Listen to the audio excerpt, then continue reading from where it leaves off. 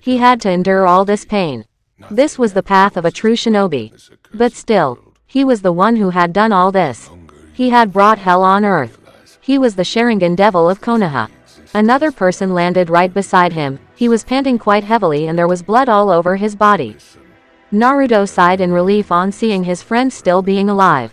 "You're late, Whitey-chan," teased Naruto deviously with a smirk. Sai's eyebrows twitched in annoyance. He hated when someone called him that. Naruto really was an asshole. He knew just how to piss off people. "Sorry to make you wait, dickless," said Sai with a smirk. Now it was Naruto who felt irritated, but as people always say, tit for tat. "Oh, you have no idea," said Naruto deviously. Sai edged a little away from his friend. Some very bad images had already come to his mind. "I don't think I want to know," said Sai hesitantly. Naruto just gave a nod. It was enough now. Sai nodded too. He knew what his friend was doing. He was trying to make both of them feel normal and not like murderers. They were only halfway through and the feeling of guilt was killing both of them. And why shouldn't they feel guilty? Some would say they were heroes for killing Root Anbu and saving the village. But only Sai and Naruto knew how they felt. They were not heroes. They were murderers. They were butchers. They were just sick, twisted souls in a human form. They had killed their friends, their comrades, their superiors, their teachers and so much more. Had they killed the enemy? Yes. Were they not humans? No, they were humans too. Did killing them in the name of protecting Konoha was the right thing to do? There never was any right or just thing in this mission. All that was spilled was blood. Blood of hundreds of soldiers. The Root Anbu were not at fault, they were just twisted for the greed of one man. All this madness, all this hell, all this bloodshed. All for the sake of one madman. Danzo. Sai's blood boiled when he thought about Danzo. Every cell in his body was burning with immeasurable passion to kill that man, to make him feel pain. To cut his body to pieces, then stitch them back and cut them all again. Sai had just killed nearly 30 to 35 of the root forces, and the guilt and sorrow he had in his heart was killing him. He looked at Naruto. He didn't even want to think about how much suffering his friend was in. Naruto's eyes were hard and he looked as a killer shinobi, but Sai could see the sadness that was hidden behind his Sharingan eyes. His friend was broken, dead. The only thing that was keeping him going was just his sheer will. Sai knew Naruto was a kind and gentle person, and for him to do such things, he must have really sealed away all his feelings. In the end, both of them were just sacrificial pawns in a world full of lies and deception. "What took you so long?" asked Naruto silently. Sai just looked at his friend sadly. Flashback. He jumped at the Anbu on his right and tried to stab him with his tanto. Sai's opponent was very quick, and before Sai could realize, he was given a large gash that tore a major portion of his uniform and drops of blood started flowing from his now wounded chest. He looked closely and now he could see flow of chakra in his opponent's sword. Before Sai could react further, he suddenly felt something cold pierce his chest. He looked down and saw two swords sticking out of his chest. He looked back and saw another Anbu had pierced his chest from behind, while the one in front of him had stabbed him straight through his heart. It was over. Both the Root Anbu were shell-shocked when both of them felt something cold pierce their chest. They looked down and saw two identical tanto had pierced their heart. In their last moment they tried to look at the enemy they had just killed. And to their utmost horror, the person they had stabbed bursted into ink. Sumi Bunshin. These were the last thoughts of both the Root Anbu before they dropped dead on the floor. Their bodies were lifeless, their heart was shattered to pieces, and their eyes were now dead. The real Sai and his clone slowly stepped out of the shadows. All this time the Root were fighting his clone, and when the time was right, Sai had struck and killed his enemies. Sai's Bunshin was quite surprised when Sai gave a curt bow to the deceased two Root Anbu. The only explanation that the clone got from his caster were just 6 words, but the message was clear. "Even the dead deserve some respect," said Sai sadly. Sai's ink clone just gave a small nod, indicating that he understood his original. They both were interrupted from their thoughts when they heard Silent Foot's TPS coming their way. Sai looked at his clone quite tiredly. This wasn't going to be easy. Flashback end. Naruto just looked at his friend sadly. He didn't need any more explanation from Sai. He understood the message clearly when he saw Sai dropping his head in shame. "I see," thought Naruto tiredly. Both the teenage boys now looked towards their enemy, who were now standing together. Well, only half of them were in any fighting condition, while the rest were barely standing on their feet. Gah! Sai was shocked when Naruto dropped to his knees and coughed up a lot of blood from his mouth. "Are you injured?" asked Sai worriedly. Pant. "I'm fine," said Naruto with a ragged breath. "You don't look fine. You look like shit," said Sai heatedly. "So do you," said Naruto tiredly. Not yet, thought Naruto tiredly. Naruto shakily got up. His Susanoo was trying to maintain its form but was shaking badly. "I said not yet," yelled Naruto angrily. To Sai's amazement, the Susanoo that was shaking started to grow again, and now something strange started to form in its left hand. "Sai, stay back. Things are going to get very ugly now," said Naruto tiredly as he saw the remaining root forces ready to charge at them. "But," said Sai in protest. "That's an order. I'm your captain and I'm ordering you to stay back," yelled Naruto loudly. Whatever protest Sai was going to raise died in his throat when he saw how fierce and serious Naruto was about his order. Naruto was his captain and Sai knew he had to obey his orders at any cost. "Hi," said Sai defeatedly. "Charge." Sai heard Fu's voice across the corridor and his eyes widened in shock when he saw Fu charging towards them with 90 to 95 of his remaining Anbu forces. Almost all of the Anbu were going through their specific hand seals. This was going to get very ugly. Naruto soon jumped in front of Sai, his Susanoo flared heavily and soon something round started to form in its left hand. Fuden Daitapa, Wind Release, Great Breakthrough Jutsu. Fuden Suido no Tatsumaki, Wind Release, Tornado Tunnel Jutsu. Fuden Repusho, Wind Release, Gale Wind Palm Jutsu. Fuden Kazakiri, Wind Release, Wind Cutter Jutsu. Fuden Saraisu no Tatsumaki, Wind Release, Slicing Tornado Jutsu. Fuden Kaden Shuriken, Wind Release, Rotating Shuriken Jutsu. Fuden Juyaoseigen, Wind Release, Gravity Force Jutsu. Fuden Atsugai, Wind Release, Pressure Damage Jutsu. Kaden, Gokakyu no Jutsu, Fire Style, Fireball Jutsu. Doden Doryuden, Earth Release, Mud Dragon Projectile Jutsu. Doden Ishihasha, Earth Release, Stone Catapult Jutsu. Sweden, Mizoripa, Water Style, Violent Water Wave. Sweden, Suiryuden no Jutsu, Water Style, Water Dragon Bullet Technique. Kawara Shuriken, Tile Shuriken. Kaden Hosenka no Jutsu, Phoenix Sage Fire Technique. Raiden Rakurai no Jutsu, Lightning Release, Thunderbolt Jutsu. Sai's eyes widened in shock and fear when he saw an entire sea of elemental ninjutsu attacks heading towards them. Now he knew why Anbu were not to be taken lightly. He doubted even Naruto's Susanoo could bear so many attacks at the same time. He could see even Naruto was shocked on seeing so many attacks ready to kill them, but he didn't back down. The attacks were heading closer and Sai's entire life flashed in front of his eyes. His waking up in a house, meeting Danzo, meeting Naruto and Shin, their training, their pain, their joy and everything else all up till now. He closed his eyes and accepted his death. This is it, thought Sai calmly. The attacks were heading closer and Sai could hear the sound of the jutsu within a few feet from them. 5, 4, 3, 2, 1, boom. There was such a violent noise in the entire base that was unbearable. Walls started collapsing, the ceiling which was burning with black flames collapsed in some areas and fell on some of the unlucky root Anbu and burned their bodies to nothing. Smoke and dust was everywhere, violent coughing could be heard in the entire base, and there was a very bad sound that was buzzing in everyone's ears. It was as if they were hit by a grenade right beside their ears. Am I dead now? Thought Sai slowly. He opened his eyes and could see dust everywhere around him. Is this hell? Thought Sai in confusion. He was brought out of his thoughts when slowly the dust and smoke started to clear. Sai could clearly see the roof was almost blown to pieces and the moon could be seen in the sky now. Bad cracking noises could be heard from the walls indicating they were badly damaged. But what Sai saw next shocked him. Naruto stood in front of him, his shoulders were slumped but he was still standing. But Sai could clearly see the pool of blood that was dropping from his mouth, but the most shocking thing was that there was some sort of shield that Naruto's Susanoo was holding. It was completely orange in color. Naruto soon dropped on his knees again and coughed up blood again. His Susanoo lost some of its structure but the sword in its right hand and the shield in the left hand still remained. Sai immediately rushed towards his close friend. He could clearly see Naruto's skin was burning due to his Susanoo but the Kyuubi's chakra was healing them at the same time.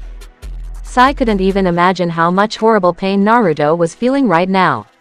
Naruto, said Sai worriedly. There were black markings all over Naruto's body. Sai put a hand on Naruto's chest and he realized these markings were severely harming his body. Stop this, Kurama, it burns, said Naruto sickly. This is some sort of curse mark, but this is, said Kurama in shock. He couldn't even believe what he just found. This is not Danzo's regular curse mark, this is, said Naruto, but was cut off as he coughed up more blood. There is her chakra that is keeping this mark alive and is destroying your cells at a very alarming rate, you little shit, said Kurama angrily. Cough, cough, cough. Naruto continuously kept coughing up more blood. Sai had already taken guard position in front of him in order to protect him. Fortunately, the smoke and dust was still there, so the root Anbu were not attacking. For now. What is going on here, Naruto? Demanded Kurama angrily. This cough mission, cough was, never, just about, stopping cough. Root, said Naruto and vomited a lot of blood again. I realize that, what are you hiding, Naruto? Asked Kurama furiously. This is, Operation Ghost, said Naruto tiredly. What is this mission? I have never understood why you think you will be known as a traitor for stopping these idiots. You would become a fucking hero for saving this pathetic village, said Kurama in confusion. HN, said Naruto stubbornly. So you will not tell me? Asked Kurama tiredly. Naruto just remained silent and was trying to wipe the blood that was coming from his mouth. Just stop this pain, Kurama, please, begged Naruto. His body was tearing itself from inside. He didn't know how he got this mark. It must be some sort of last resort Danzo would have put to stop him if he ever went rogue. I'll stop it for now, but I can't keep it under control forever. It has your chakra, explained Kurama briefly. I know, said Naruto silently. Do you know whose chakra this is, one that even I am helpless against? Asked Kurama suspiciously. He had a very bad feeling about this. Yes, said Naruto truthfully. Who is it? Asked Kurama, but something told him that Naruto already knew about this. There were certain times when Naruto completely used to block Kurama. Kurama felt suspicious, but he believed Naruto wanted some personal space, so he didn't ask any questions. Now he regretted that. So many questions were rising in the Biju's mind, and the only one who knew the truth was Naruto. Naruto always was a very mysterious person. Kurama had not seen such a man since the Rakudo Sennin. Naruto always believed in shouldering everything alone. He didn't share anything even with his close friends, and not even Kurama. It was as if he didn't trust other people.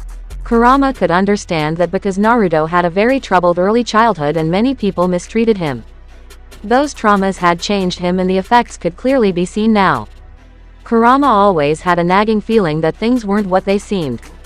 Something really fishy was going on in Naruto's life. The boy was a puzzle and no one seemed to figure him out. He was unpredictable. This mission was the most fishy thing that had happened in Naruto's life. Kurama really didn't understand how Naruto would be known as a traitor or a murderer when he was stopping a civil war.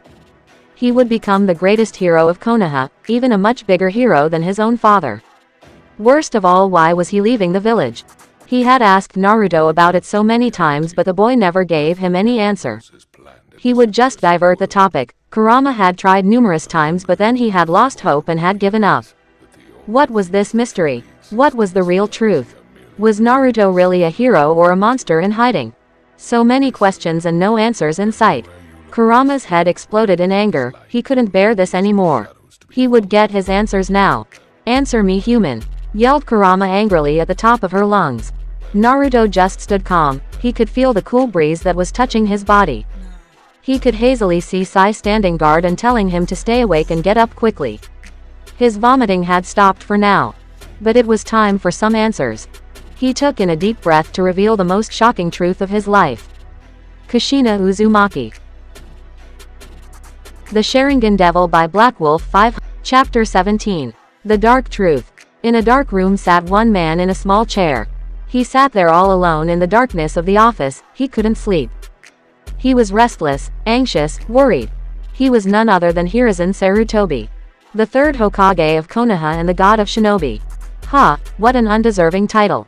This was the worst night of his life. This night was even more brutal than the Kyuubi's attack 15 years ago. That day they had fought against a Biju together. But tonight, blood was being spilled in Konoha. It was the blood of its own shinobi. It was not being attacked, but instead 2 of their loyal shinobi were killing their own comrades. A tired sigh escaped from Hiruzen's lips. He felt rotten, he was ashamed of himself. He just wanted to go back in time and tell his sensei he didn't want to be a Hokage. When he had become a Hokage he had sworn to protect Konoha, but even he was a human in the end, and the mission that his surrogate grandson and his comrade were performing on his orders was the biggest and the most dangerous Black Ops operation in the history of Konoha. It was the first SS rank mission ever in the history of the Hidden Leaf Village. A cold shiver ran down Hiruzen's old body when he tried to think about what Naruto was going through right now. That boy was killing his own friends, his teachers, his superiors, and his own brothers in arms. A tear rolled down Hiruzen's old wrinkled face as he knew this was just the beginning of Naruto's suffering. There was so much pain ahead for the blonde boy that it broke Hiruzen's heart. He was furious at Danzo. He was the one who had done all this. But a part of Hiruzen blamed himself too. He was the one who had tolerated Danzo and his actions in the past, and now he was paying the price for it. The road to hell was paved with good intentions. Today Danzo would meet his end along with his root forces. Hiruzen was sure about it that Naruto would succeed, but he was also worried at the same time. He had entrusted everything to the boy alone and he never hesitated. He was doing all of this considering it his mission to protect the Hidden Leaf Village. Hiruzen knew he could just cover up this entire mission, but he needed a sacrificial lamb. Operation Ghost. A suicidal mission with little to no chance of making back alive, but in order to protect Konoha from its real enemies, Naruto will be branded as a traitor. This was a very dirty game which Hiruzen knew he was playing. He was gambling with Naruto and Sai's life on the line. He still remembered the last meeting he had with Naruto. Flashback. A few hours ago. Hiruzen stood in his office. He was in his Hokage robes. It was very late, but tonight was very crucial and the survival of Konoha was on the line. Beside him stood his Anbu commander in his uniform. The man was stoic as usual and was standing in attention. In front of him was his youngest Anbu captain and surrogate grandson Naruto. He was in his battle gear and his face was covered by his falcon Anbu mask. Hiruzen couldn't see how Naruto was doing as his feelings were hidden behind his mask. But one thing Hiruzen could clearly see was the look in Naruto's eyes.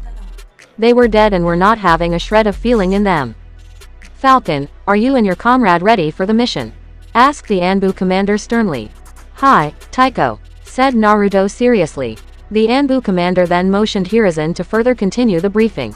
Hiruzen gave a nod, but instead of just standing in his place, he went forward and now stood in front of Naruto. He put a hand on the young boy's shoulders in order to give him some comfort. But Naruto's body was cold and stiff as a machine, his heartbeat was calm. It was as if he had made his peace. "You are the commander of this Operation Falcon. As planned, you will silence the enemy tonight once and for all," instructed Hiruzen in a calm voice. "Understood," said Naruto curtly. "But you and I both know that the real enemies are out there and we need to find and destroy them." "You know what I mean," said Hiruzen curtly, and Naruto nodded. The contents of his mission were a top secret which no one was entitled to know. This was the only reason that he and Sai were executing Operation Ghost alone. The less people that knew about it the better. Even though the Anbu were trusted soldiers of the Hokage, but there were reports of many spies entering their Black Ops forces. They didn't know who was a friend or who was foe. They were in total darkness here, and the only ones they could trust was themselves. "As of tonight, you will be branded as AS-ranked Noob Nin and one of the biggest traitors of this village along with your comrade Sai Sato," said Hiruzen firmly. His voice was harsh, but he knew this was necessary for the greater good.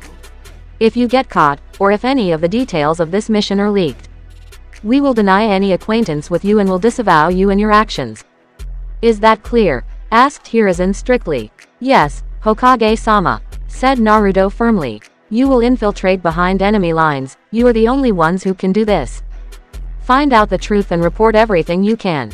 The survival of Konoha depends on you boys. There are dark times ahead and the only ones I can trust is you," said Hiruzen sadly. "I will not let you down, Hokage-sama. I promise that even at the cost of my life I will do my duty," said Naruto honestly. Hiruzen embraced Naruto in a warm hug. Words couldn't describe how broken his old heart was. This might be the last time he would be seeing Naruto. He had watched the boy grow up, how he had become strong, his love for his precious people, and now this. He wished none of this to happen ever again. Naruto didn't return the hug at first and just stood motionless, but after a few moments his feelings started to surface. He knew he may never make it back alive from this mission, and this might be the last time he would be seeing his Gigi. He gently embraced his surrogate grandfather. A lone tear slipped from his eyes, but it was never seen by anyone in the room due to his Anbu mask. Both the men broke the hug after a few moments. It was time for goodbye. "Do you have any last wishes?" asked the Anbu commander silently. Somehow his voice was not harsh this time but was calm and a little sad. "I have one," said Naruto firmly. "Speak freely," said Hiruzen kindly. "I want you to spare one root Anbu," said Naruto hesitantly. It was as if he feared the worst. "Impossible, no one is going to be spared. These are your clear orders," said the Anbu commander harshly. His voice had a little anger in it now. Hiruzen didn't lash out on Naruto. In all these years he knew the boy didn't ask for anything without a reason. "Who is this person?" asked Hiruzen calmly. "Hokage-sama," said the Anbu commander in protest, but froze in fear when Hiruzen leaked a lot of ki and gave a cold look to him. "Silence, wolf," said Hiruzen loudly. The Anbu commander immediately shut his mouth. If the Hokage wanted to do something, then he had no authority of raising any kind of protest. "Her name is Rei," said Naruto calmly. Hiruzen was quite surprised when Naruto mentioned a female's name. What was going on? "Why do you want to spare her? What is she to you?" asked Hiruzen suspiciously. "She is," said Naruto sadly. "Go on," said Hiruzen kindly. "I cannot tell you now, Gigi. You'll understand everything when you see her," said Naruto in a begging voice. "Is she willingly taking part in Danzo's mission?" asked Hiruzen seriously. "Yes, but she is innocent. Please, I beg you, just spare her, Gigi," said Naruto sadly and dropped on his knees. Hiruzen was now really shocked. Naruto never begged for anything. What was this person to him that he was begging to save her? "You are free to spare her life," said Hiruzen seriously after a few moments. Naruto's face immediately lit up in surprise and happiness. This was the first time Hiruzen could see some happiness on the teenage boy's face tonight. "Thank you," said Naruto gratefully and gave a short bow. "But she will be interrogated first and put under strict supervision by the Anbu Black Ops. I do trust you, but until I can see for myself I cannot trust this girl," said Hiruzen firmly. "I understand," said Naruto calmly. Naruto then got up and gave one last salute to Hiruzen and the Anbu commander. He then turned around and got ready to leave. Lots of feelings were running through Hiruzen's heart. "Gigi, protect Rei, if anything happens to her," said Naruto dangerously. "Falcon," said the Anbu commander sternly. "I will unleash the nine-tailed fox on this village," said Naruto darkly and looked at both Hiruzen and the Anbu commander with his Mangekyo Sharingan. "Is that a threat, soldier?" asked the Anbu commander sternly. His hands were already on his sword and he was ready to kill Naruto if necessary. Naruto turned around and told 4 words that further shocked Hiruzen and the Anbu commander. "This is a promise," said Naruto darkly and vanished with a shunshin. Hiruzen and the Anbu commander just stood there in shock. They were walking on thin ice now. Flashback end. Hiruzen just didn't understand why was this girl so important to Naruto. That boy was willing to kill everyone but her. What was she to him? Was she his friend? Did Naruto love that girl? So many possibilities and no answers in sight. But Hiruzen knew he just wanted one thing. Please come back alive. Kushina Uzumaki. Kurama was shocked. His eyes were wide as saucers. Had he heard it right? What has she got to do with any of this mess? Asked Kurama irritatingly. It's her chakra that is powering this curse mark. Danzo's normal curse seal which everyone in Root has cannot be applied to me because of you being sealed in me. And there were only 2 person in history who could keep you sealed with just the power of their chakra. Explained Naruto briefly. Mito Uzumaki and Kushina Uzumaki. Said Kurama silently. Some things were starting to get clear in his mind. Yes, those 2 women had such strong chakra that even you were helpless.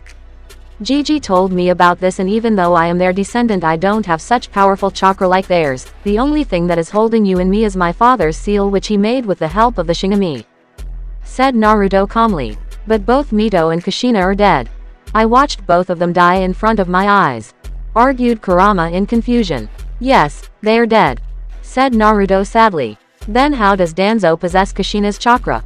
Asked Kurama curiously. I don't know. When I interrogated Torun in my genjutsu, I came to know that in the past Danzo did something with my mother. You remember our talk with Kaharu? Asked Naruto seriously. That old bat you killed. What has she got to do with this? Asked Kurama seriously. She mentioned that Danzo had a secret base in the village which only he and Orochimaru knew about. Knowing Orochimaru and his twisted experiments, he must have helped Danzo in making this type of curse seal. But I don't know when Danzo put this curse seal on me.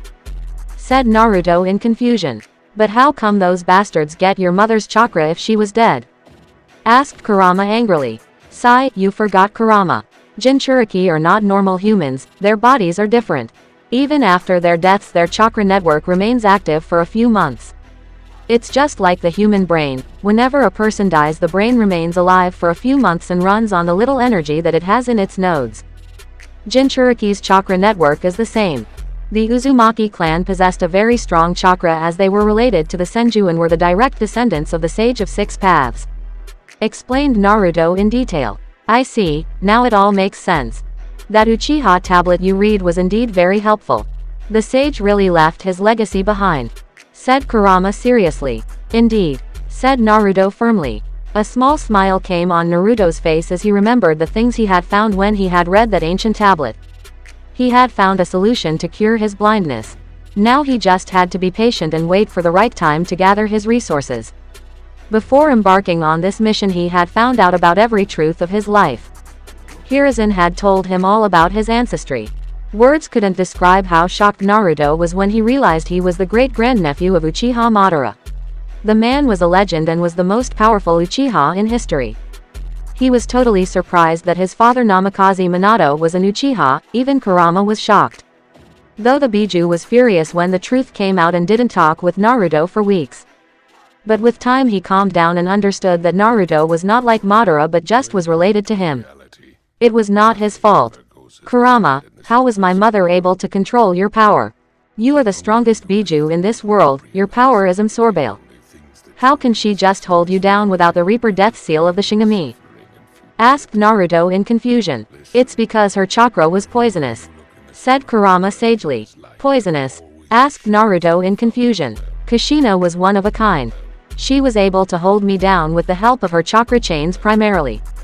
Explained Kurama. Chakra chains? Asked Naruto curiously. Yes, they were the strongest types of chains that got power from her chakra and her life force. She did have a seal too, but I was helpless against the power of her chakra chains. Said Kurama bitterly, as he didn't like when someone overpowered him. But your chakra is so powerful. Argued Naruto. It is, but Kushina and Mito's chakra destroyed my chakra in small proportions. Kushina's chakra chains were like acid. They burned my energy, and if I tried to move they would slice my skin off like acid. They had extraordinary power. Also, a Jinchuriki's chakra is harmful to another Jinchuriki, and it seems that Danzo knew this. Explained Kurama briefly. So he somehow utilized my mother's chakra to empower his curse seal and increase its strength.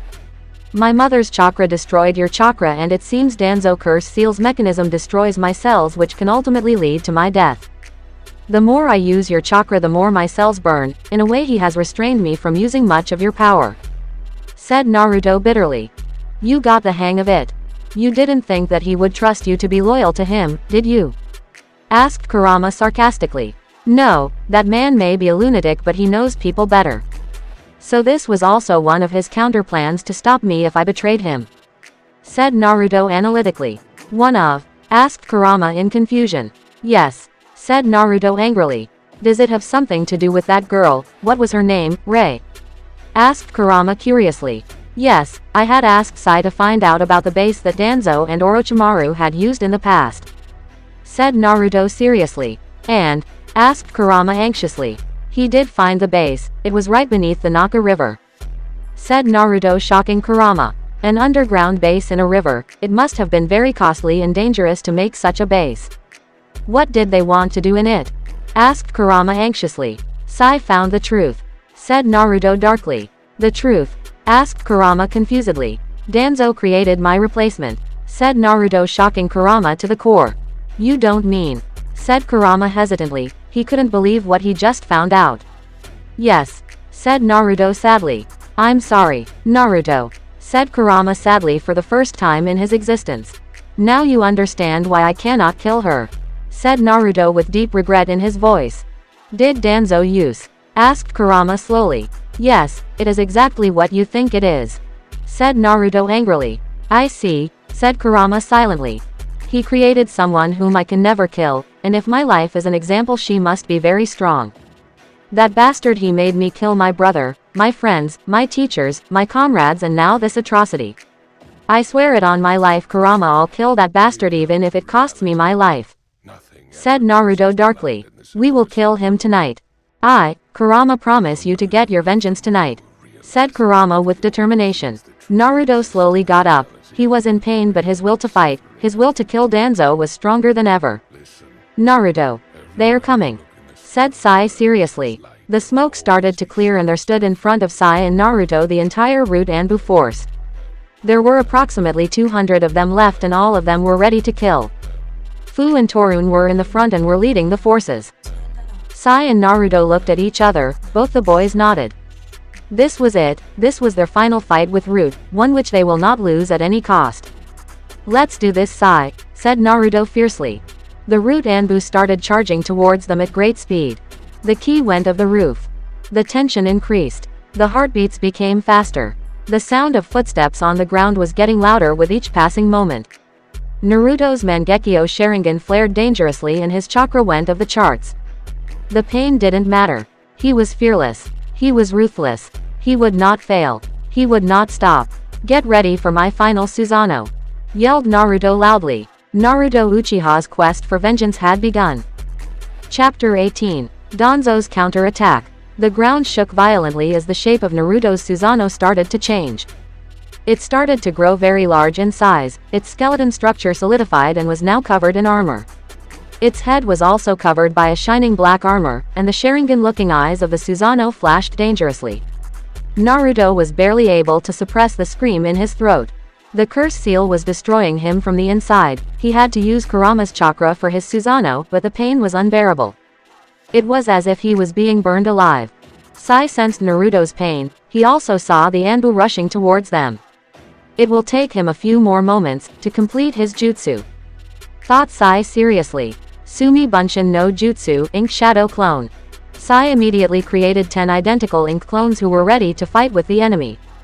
Everyone, engage the enemy and hold them off, as long as possible, commanded Sai strictly. All the ink clones silently nodded, they unsheathed their tanto, and charged towards the enemy. Defensive formation, yelled one of Sai's ink clones.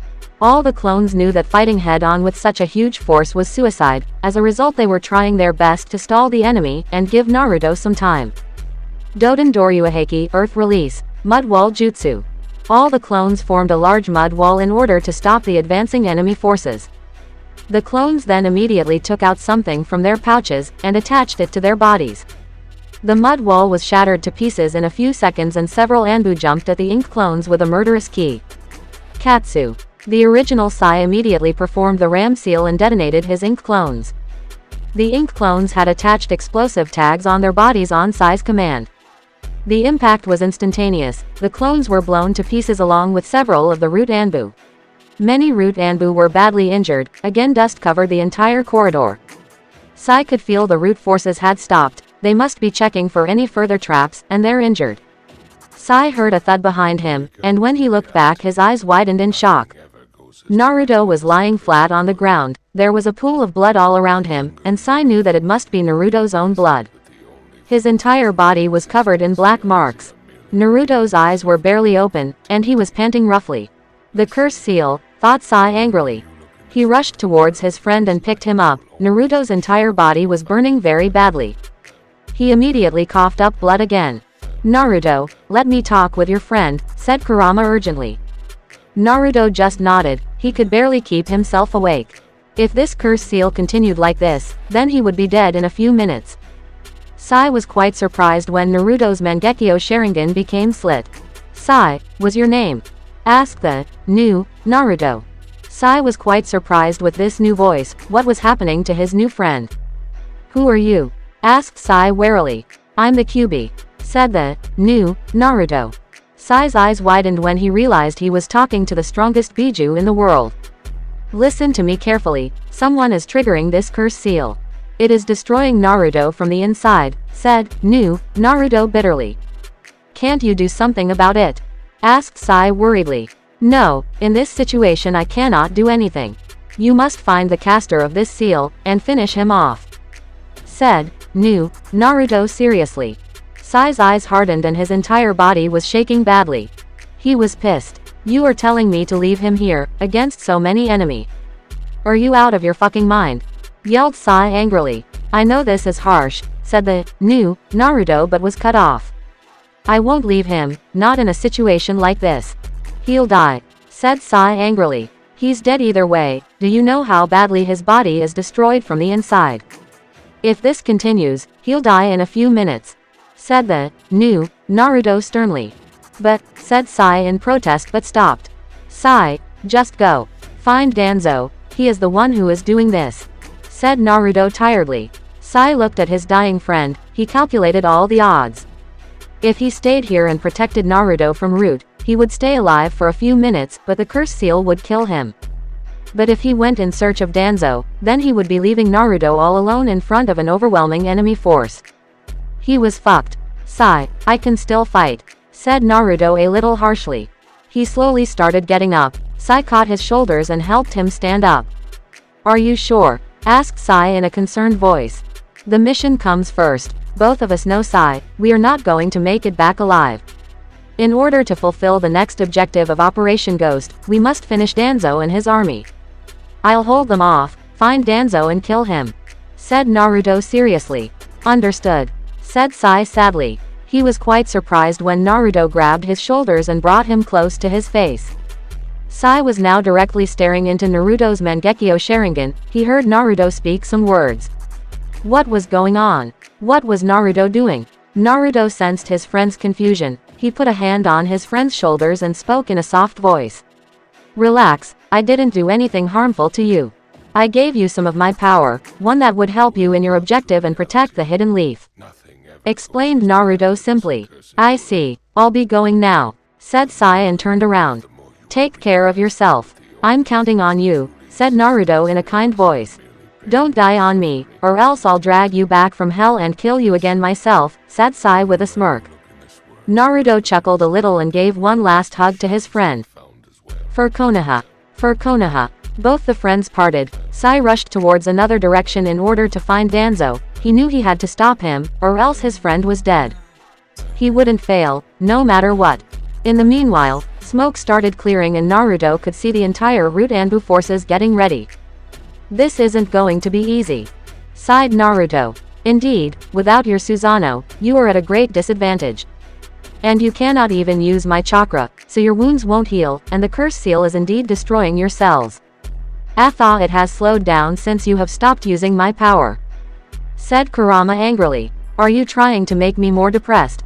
Asked Naruto sarcastically. Shut the fuck up, you little shit, yelled Kurama angrily. Troublesome. With Sai, he rushed through the dark corridors.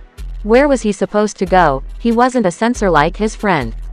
Should he go left, or right? He didn't know which direction was right. Every wall looked the same. It was like a fucking maze. Sai gave a frustrated sigh. He couldn't even use his ink animals for scouting. He had to preserve his chakra in order to kill Danzo. He knew that he was not strong enough to kill Danzo, but they were out of options. The mission was getting worse with each passing moment, and the odds were definitely not in their favor. Sai gripped his Tonto more tightly. He didn't even want to think about the situation if Danzo unleashed her. Rei was the only one whom Naruto could never kill. Sai knew Naruto would rather die than kill his own flesh and blood. He wouldn't kill his own daughter, no matter what. Not for Konoha, or not for anything in the world. Sai sensed some disturbing energy to his right. He looked in the direction and his eyes widened when he saw his target. Found you. With Naruto. Naruto stared at the Root forces. They were glaring at him murderously. He could see they were seeing him as a traitor, and it didn't bother him at all. Because he was a traitor of Root. He sensed something that sent shivers down his spine. He used his sensor abilities again, and his eyes widened in fear. His body started shaking badly. He couldn't believe what he just found. Naruto. What's happening? Asked Kurama worriedly. He couldn't believe Naruto Uchiha was covering in fear. That boy wasn't scared on taking up a suicide mission, nor was he scared when he fought with hundreds of Anbu special forces on his own. He didn't back down, even in the face of death. But why was he in fear now? His entire body was shivering. "She's here," said Naruto dreadfully. Kurama's eyes widened in shock. Was it really true? "Naruto, steel yourself. You must fight," advised Kurama sadly. "My daughter's in the enemy forces, you idiot," yelled Naruto in his mind. "Then be careful, not to kill her," said Kurama tiredly. Naruto steeled himself. He had to do this.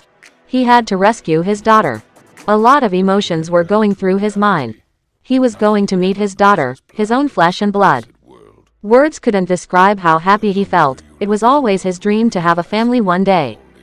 But since this mission came in his life, that dream was shattered. But now everything had changed. Even though Danzo had committed an atrocity, something good came out of it. Naruto now had a reason to live, a reason to come back alive. Even Kurama had felt Naruto's desire to live come back again, when he found he had a daughter. Naruto didn't know whether his daughter knew him. He was scared for her. He blamed himself for her fate. "She didn't deserve this. I should have been there for her. I should have given her a life full of happiness. But because of me, she lived and grew up in such a way. Kurama, I am worse than scum," said Naruto sadly, and tears dropped from his eyes. "It wasn't your fault. You didn't know she was born. I'm sure that you would have given her everything she desired, and a good life," said Kurama in a comforting voice. "This doesn't change anything. It's all my fault," said Naruto regretfully. Kurama just sighed. This boy sure had a lot of guilt issues. Talking him out of it was pointless, so he decided to make the boy focus more on the battle. "What are you going to do now?" asked Kurama seriously. "I cannot use Susanoo at least until Sai intercepts Danzo. Even if I could use it somehow, I wouldn't," said Naruto seriously. "Why is that?" asked Kurama curiously. "It's because Rei is in there somewhere. These bastards are using her. I think Fu and Torun know about this. They know fighting me is dangerous. So they are limiting my attacks by using her as a shield. I cannot do any large-scale attacks like before. I don't want to kill my own daughter," said Naruto firmly. "I want to ask you something," said Kurama firmly. "Shoot," said Naruto. The route were now finally prepared and the attack was about to begin anytime soon. "What did you do with your friend?" asked Kurama seriously. "I gave him a one-time weapon. I know Sai is not strong enough to kill Danzo," said Naruto shamefully. "We have sent him into a meat grinder. You know that, don't you?" asked Kurama sadly. "Yes, I know there is a risk, but we are out of choices. Sai will interrupt Danzo, which will stop this curse seal. I will finish the enemy and rush towards him, after I get Rei to a secure location. Sai knows the risks too, but we are shinobi. I have taken a precautionary measure to protect my friend, but Sai is no slouch either. He is strong. I will believe in my friend," said Naruto with determination. Kurama agreed with Naruto's explanation. "Then how are you going to deal with these idiots?" asked Kurama strictly. "Just like old times," said Naruto with a smirk. "With Sai." In a dark room, two people stood on the opposite sides. One was Sai Sato, a root Anbu who had now turned traitor along with his captain, Naruto Uchiha. Sai was looking at his enemy murderously. His opponent was none other than Danzo Shimura, the Yami no Shinobi, the man who had fought in 3 great ninja wars, the one who had protected Konoha during the Kyuubi attack too. The man was a legend and commander of a group of elite special forces. Sai wouldn't lie, he was nervous.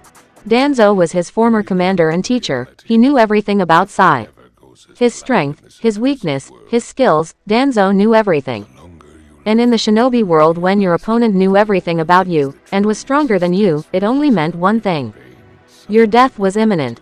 Danzo had a neutral expression on his face. It was as if he wasn't even affected by what was happening in his base. The man sure knew how to control his emotions. "You are nervous," stated Danzo calmly. Sai didn't answer and instead threw a kunai laced with explosive tag at Danzo quickly. There was a loud explosion and fire started burning in the place where Danzo had stood before. Although the man was not visible at all. "Where is he?" thought Sai. His danger senses kicked off and he immediately jumped high in the air. Just a moment later there was a slash. Sai looked down and he saw Danzo had tried to slice his head off with a kunai. But why was the man standing there with a calm face? Shit, thought Sai alarmingly. In the last moment, he blocked an attack from behind with the help of his tanto, but he soon received a very hard kick on his back, which sent him crashing in the wall. Genjutsu, but when did he caught me? Thought Sai frustratingly. His left shoulder was badly injured, but he could fight. For now. He looked behind and saw Danzo standing in the same place with a neutral expression on his face. You are still a failure, you have good reflexes, but you cannot defeat me, said Danzo calmly. We'll see, said Sai neutrally. It wouldn't do any good if he fell for Danzo's jabs. When did you create her? Asked Sai sternly. He would try to buy Naruto as much time as possible. So, you know. You were always a good spy, but you won't be getting any answers from me, said Danzo in an emotionless voice. Then, I'll beat it out of you, said Sai and prepared to attack. Sai jumped in the air, and launched a kunai towards Danzo at high speed. Pitiful, thought Danzo disappointingly. He was quite surprised when the kunai exploded and his vision was disrupted. Flash bomb, so he attached it within his kunai. Smart, thought Danzo analytically. Choju Giga, super beast imitating drawing. Danzo heard Sai's voice in the corridor. He sensed multiple enemy signatures approaching his position. He immediately took out several shuriken and threw them in different directions. The sounds of metal hitting flesh could be heard, and it was soon followed by dripping noises showing Danzo had his the targets perfectly. Now, Sai suddenly came out of the ground beneath Danzo's feet and with all his energy attacked Danzo. Danzo received a high kick on his chin, which sent him flying in the air. Sai grabbed his arm, and swinged him wildly and sent him crashing towards the ground. However, Danzo controlled his body and gracefully back-flipped and landed on the ground. A small amount of blood was leaking out of his mouth. Your ninjutsu attacks have improved. Earth-style attack ha. You used a flash bomb to disrupt my field of vision, then you distracted me with your previous attack in order to get close to hit me. Pretty impressive strategy, but not good enough, said Danzo neutrally. Are you done? Because I ain't here to listen to your bullshit, said Sai in a bored tone. Danzo didn't give any reaction to Sai's insult. He was in a fight and falling for an enemy's jabs was not a trait of a shinobi. Still trying to be loyal to your friend, tell me what did Hiruzen offer you both? Asked Danzo in an interested tone. My loyalty will always be with my friend, and the village till the end. Nothing you say would ever change that. You are a monster, you ruined so many lives. You took Shin Nisan from us, said Sai angrily. So, it's about revenge, pitiful. A true shinobi must control his emotions. You have broken the first rule of being a shinobi, by not controlling your feelings. Useless things like emotions only get in your way, said Danzo firmly. Do you really believe that bullshit? Asked Sai seriously. Yes, that is a trait of a true shinobi. A ninja must always follow the rules and regulations, something which you never did, nor your traitorous friend. You both are enemy of Konoha, and I'll finish you both, said Danzo seriously and leaked his ki. Sai gripped his tanto firmly. He would stop Danzo at all costs. He remembered everything which Naruto and Shin had done for him, the bond which they shared with each other. Nothing would ever change his feelings for his friends. You're right, in the ninja world, those who break the rules and laws are regarded as scum, said Sai with determination. Danzo looked at his former student and subordinate curiously. But, those who abandon even one of their friends are worse than scum, said Sai firmly. Danzo's eyes widened a little as it made him remember his team, Kagami, Torafu, Kaharu, Homura, his one-time friend and now rival Hiruzen, and their sensei. The bond which his team had shared in the past, his friendship with Hiruzen during his childhood. Their plays, their pranks, their pain, all of it. He had broken every bond, every friendship, he had abandoned all his friends just for this purpose. Had he done the right thing? He shook his thoughts of such trivial things. I must bring peace to this world, thought Danzo firmly. I'm scum anyway, so I'm going to choose to break the rules, if doing this somehow make me less of a true shinobi. Then I'll just crush all of your so-called, real, shinobi, said Sai with passion. Sai Sato would protect his friend at all costs. With Naruto, he stared at the enemies in front of him, his eyes were trying to find his daughter in the sea of enemies. He would find her at all costs. The curse seal was not harming his body, it only meant one thing. Sai had disrupted Danzo, and was now fighting with him. Hang in there, Sai, prayed Naruto. His thoughts then drifted to his innocent daughter. Naruto knew Rei was created from his cells, it was done without his consent. But that didn't change anything, he was her father. He didn't care if she was genetically engineered, a clone, or his replica. Rei Uchiha was his daughter and there was no force in the entire world that would stop him from saving her. Kage Bunshin no Jutsu, Shadow Clone Technique. Naruto formed 10 identical shadow clones that would help him in his fight against the enemy. Torun jumped in the front and weaved a set of hand signs. Dokujin no Jutsu, Poison Cloud Technique. Naruto saw a large dark purple wall coming towards him at high speed. He knew the Aburame clan specialized in hidden ninjutsu, and used their bugs as their battle partners. Naruto, these are no ordinary bugs. They are highly poisonous. Kill them now, commanded Kurama. Hi, said Naruto firmly. He nodded to his shadow clones and all of them performed their hand seals together. Futon, Shinkaha, Wind Release, Vacuum Wave. Kaden, Gokaku no Jutsu, Fire Style, Fireball Jutsu. Naruto released a large fireball from his mouth, while his clones launched their powerful wind attack. Both fire and wind ninjutsu combined and formed a fiery tornado, which collided with the approaching bugs.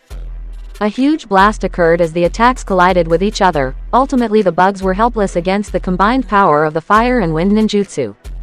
All the bugs were burned to nothing, and were reduced to ashes. The smoke cleared and Naruto barely avoided a lethal attack, however 4 of his clones were not so fortunate, and were destroyed.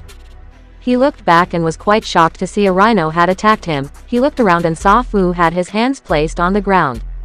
A summoning jutsu, thought Naruto calmly. He looked towards his remaining clones.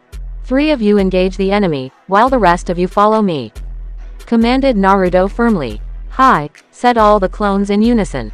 Naruto and his clones jumped in the air, as the rhino destroyed the spot where they were standing with his horn. Combination B, now, yelled Naruto quickly. Roger, said his shadow clones. With other 3 shadow clones. Fu and the rest of the Anbu rushed towards Naruto, but were stopped when 3 of his clones jumped in front of them. You'll be fighting us, said the clones in unison. Fu and Torun knew, these were not ordinary clones. They were the shadow clones of a Anbu Captain class ninja, they would not go down so easily. We have to take them out quickly, thought both Fu and Torun. Attack, said both the captains and many root Anbu charged towards the shadow clones. The clones took out their weapons and performed their jutsu. Fuden Kaden Shuriken, Wind Release, Rotating Shuriken Jutsu. Hundreds of shuriken powered with wind chakra were launched by Naruto's shadow clones at the approaching root Anbu forces. Many root Anbu tried to stop the shuriken but they cut right through their swords, and killed several Anbu on the spot. Their bodies lifelessly fell to the ground, one after the other quickly. This isn't going to be easy, thought Torun with a sigh. With original Naruto. Naruto and his clones had now surrounded the rhino from all sides. The creature was bounded by ninja wire, and it seemed it was struggling to break free. Naruto knew he didn't have much time, so he decided to finish off the summon. He nodded to his clones and they got ready. Fuden Kazakiri no Jutsu, Wind Release, Wind Cutter Jutsu. One of Naruto's clones performed his wind-style attack, and several sharp invisible blades of wind shredded the rhino's legs. The creature fell down on the ground and screamed in agony. Raiden, Shichu Shibari, Lightning Release, 4-Pillar Bind. Another clone performed his ninjutsu, and 4 pillars rose all around the rhino and started subduing it by shocking him with jolts of electricity. Raiden, Jurokuchu Shibari, Lightning Release, Binding of 16 Pillars. The last clone completed his hand seals, and immediately 16 pillars formed all around the rhino, and formed a dome which trapped the creature inside. Kaden, Suyaki no Jutsu, Fire Element, Bisque Technique. The real Naruto performed his hand seal and inside the dome fire started burning. The rhino's screams could be heard in the entire corridor, and soon there was a puff of smoke indicating the summon must have died and returned to its world. Naruto immediately had to perform a substitution in order to save himself from getting hit by a hail of kunai and shuriken. His clones tried to fight but the weapons were too many in numbers for them, and they were ultimately destroyed. Naruto looked around for his other shadow clone team, but he couldn't sense their chakra, which meant they were destroyed. He could also see his clones hadn't died without a fight. The bodies of 30 root Anbu lying on the ground were a proof of that. His clones had fought valiantly till the end. His eyes widened in shock when he was punched hard in the face, and sent crashing in the wall. Several debris fell on him, as the entire wall broke due to the force of his collision. Naruto coughed up a lot of blood. He could feel a few bones of his face being badly injured. He hadn't even sensed his attacker's presence, nor had he seen the attacker. That was impossible. His eyes were sharp. The dust cleared and Naruto's blurry vision could see someone standing in the darkness. It must be his attacker. It was a female. She barely looked 6 years old, but still her chakra level was off the charts. This was no ordinary root Anbu. Naruto's eyes widened in shock when he saw the girl's face. Silky blonde hair, a small face that was almost identical to Naruto's own face. The same cheeks, the same lips, the same chin, the same ears. And a hateful pair of 3 Tomo Sharingan eyes. It can't be, said Naruto in shock. His hands started trembling. So, she's finally here, said Kurama in shock. Rei Uchiha stood in front of Naruto, and was glaring hatefully at him. Naruto Uchiha, I will kill you, said Rei darkly. Chapter 19. Blood vs Blood, Part 1. Naruto's eyes went wide, as he recognized the identity of the person in front of him. It seemed that Danzo had finally unleashed his secret weapon, the only one who was capable of stopping Naruto. Rei Uchiha, the clone daughter of Naruto, was looking at him, with hatred. Her fully matured Sharingan was looking at him murderously. Naruto's head dropped in shame. He couldn't look Rei in the eyes. He was the reason she ended up like this. Only if he had searched harder, only if he had been a lot more cautious, then this wouldn't have happened. But now, everything had changed. It was all in the past now. Naruto knew no matter how guilty he felt, he could never erase the past. If it was possible, then he would have altered a lot of things. The only thing he could do now, was change the future. Naruto closed his eyes, and took a deep breath. He would not let his personal feelings get in the way of his mission. He had to stop and subdue Rei quickly, and take out the remaining root Anbu too.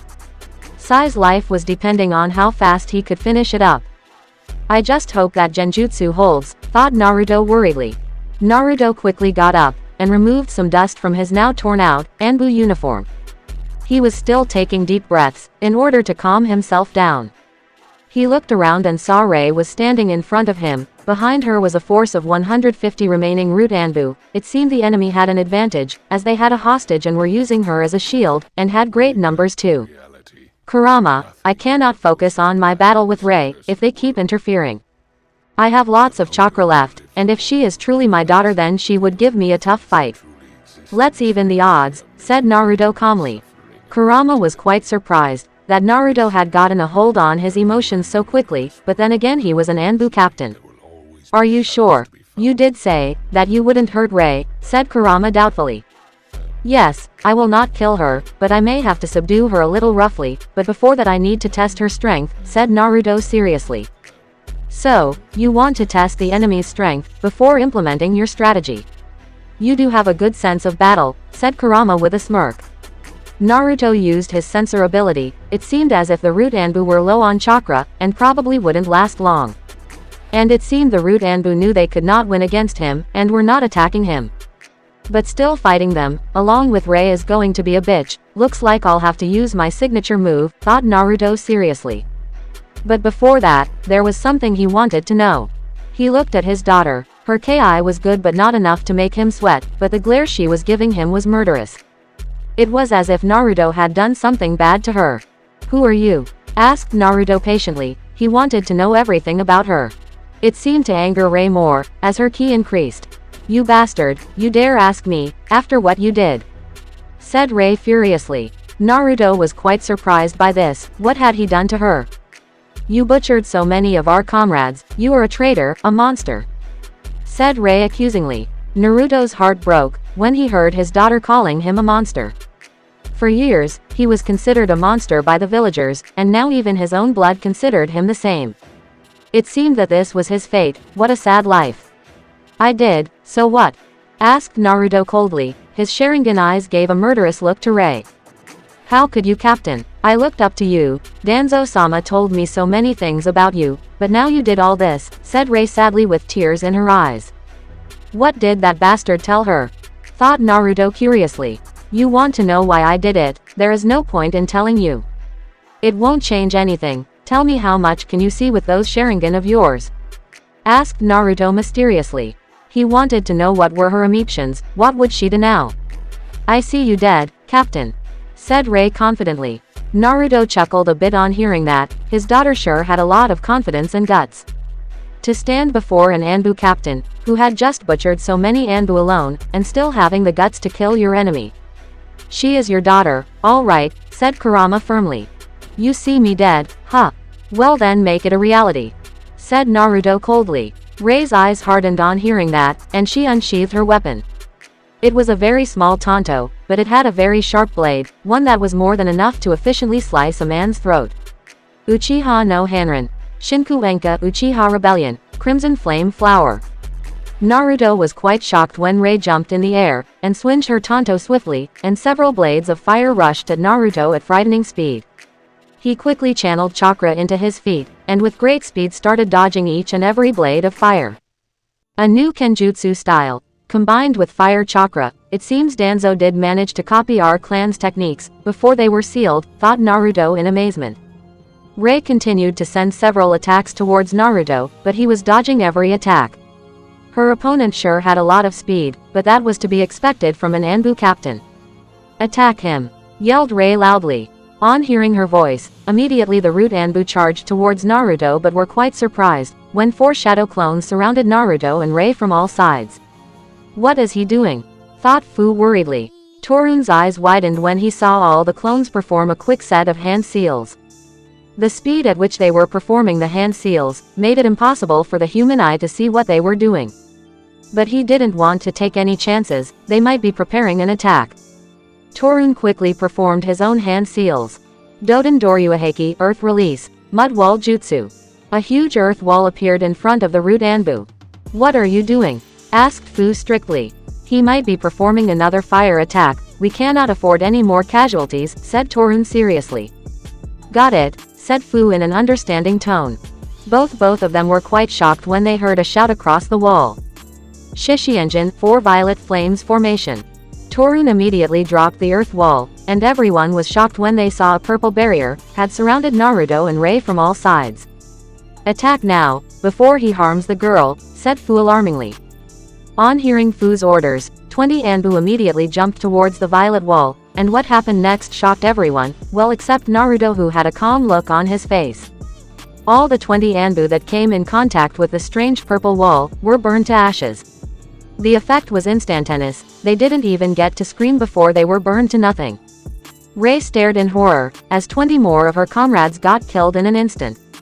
You! Screamed Ray angrily. She immediately performed her attack. Naruto's veteran eyes realized which attack she was going to perform, so he copied her attack with the same speed. Kaden. Goryuka no Jutsu Fire Release, Great Dragon Fire Technique. Kaden. Goryuka no Jutsu Fire Release, Great Dragon Fire Technique. Both Naruto and Ray blasted a large amount of fire chakra, that took the form of a dragon. Both the fire dragons quickly collided with each other, the explosion that followed was quite huge, and smoke covered the entire area, as both the attacks cancelled each other out. Ray emerged from the smoke, and with unbelievable speed rushed towards Naruto, her Sharingan eyes bore into his Sharingan. With tremendous speed, she sliced her tanto clean across Naruto's chest. It's over, Captain, said Ray coldly. But when she looked back she was quite shocked when Naruto disappeared in a flock of crows. Shit, thought Ray urgently. She brought her tanto forward quickly, and she was just barely able to block Naruto's sword with her tanto. If she had been a second late, she would have been dead. You held back, didn't you? Asked Kurama with a smirk. Naruto didn't answer his partner, because he was busy looking at the shocked face of his daughter. Words couldn't describe how proud he felt of Ray, she was far stronger than he had imagined. She was so young, yet she was much stronger than what he was at her age. For a rookie, you are quite strong. You're a fire-style specialist, master of my clan's kenjutsu, and have a fully matured Sharingan. Pretty impressive for someone of your age, said Naruto proudly. You don't know anything about me, said Ray frustratingly, and tried to push Naruto back.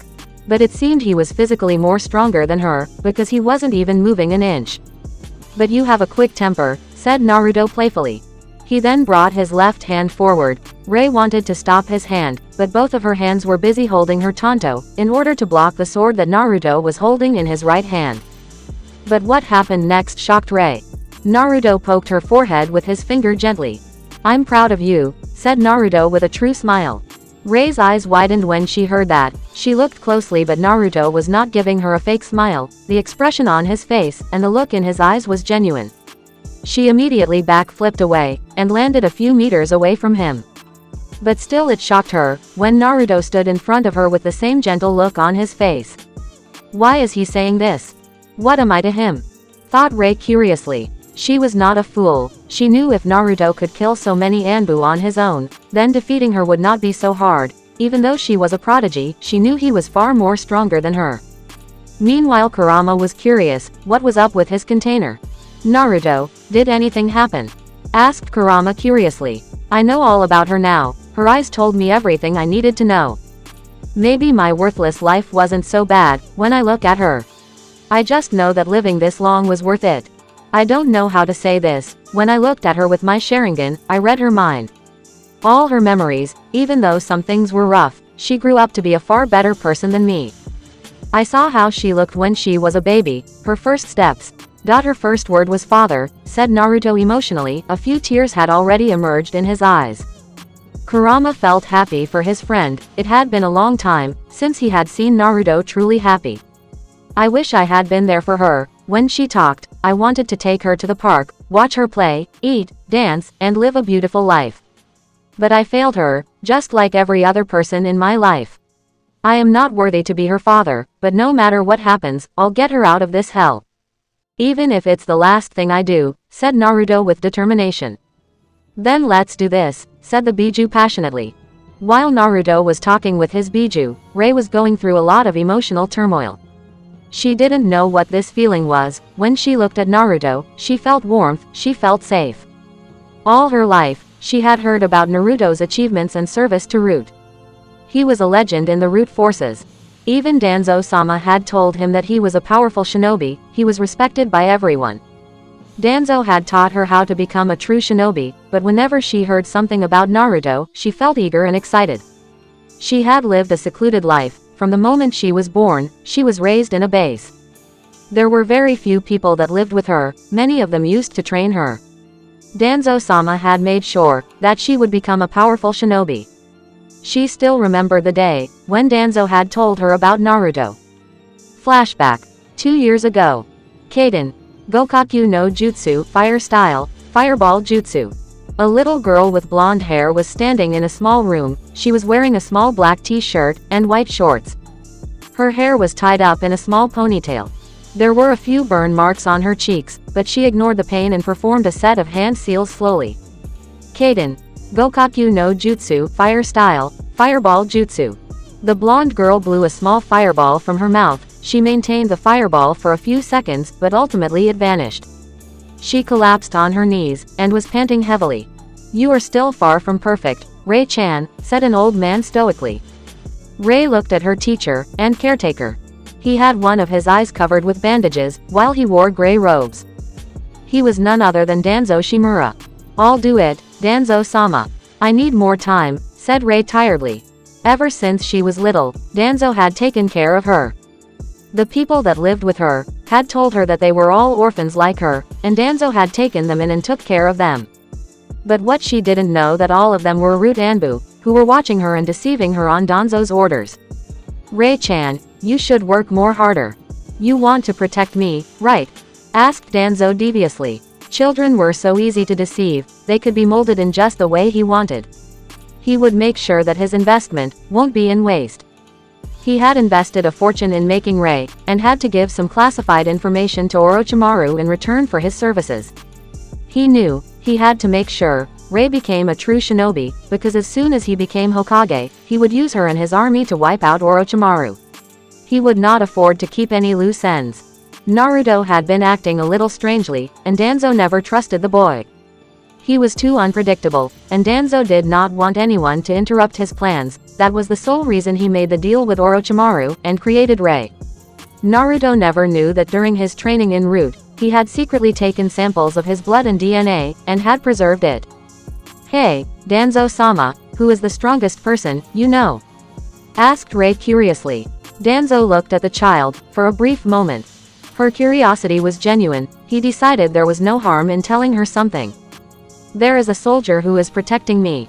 He is one of the strongest person I have ever trained, his skills are very great, said Danzo stoically. What is his name? Can you tell me please? Asked Rei in excited tone.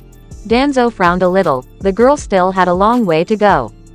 But he would make sure, his secret weapon would be even more loyal to him than Naruto.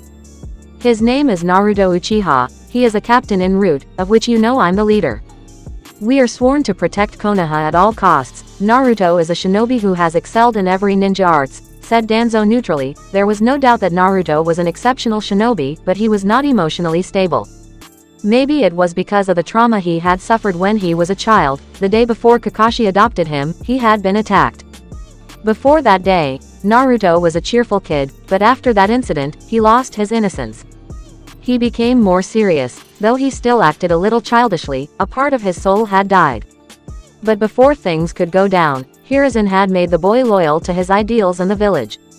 This was one of the traits Danzo had seen in many of the Uchiha.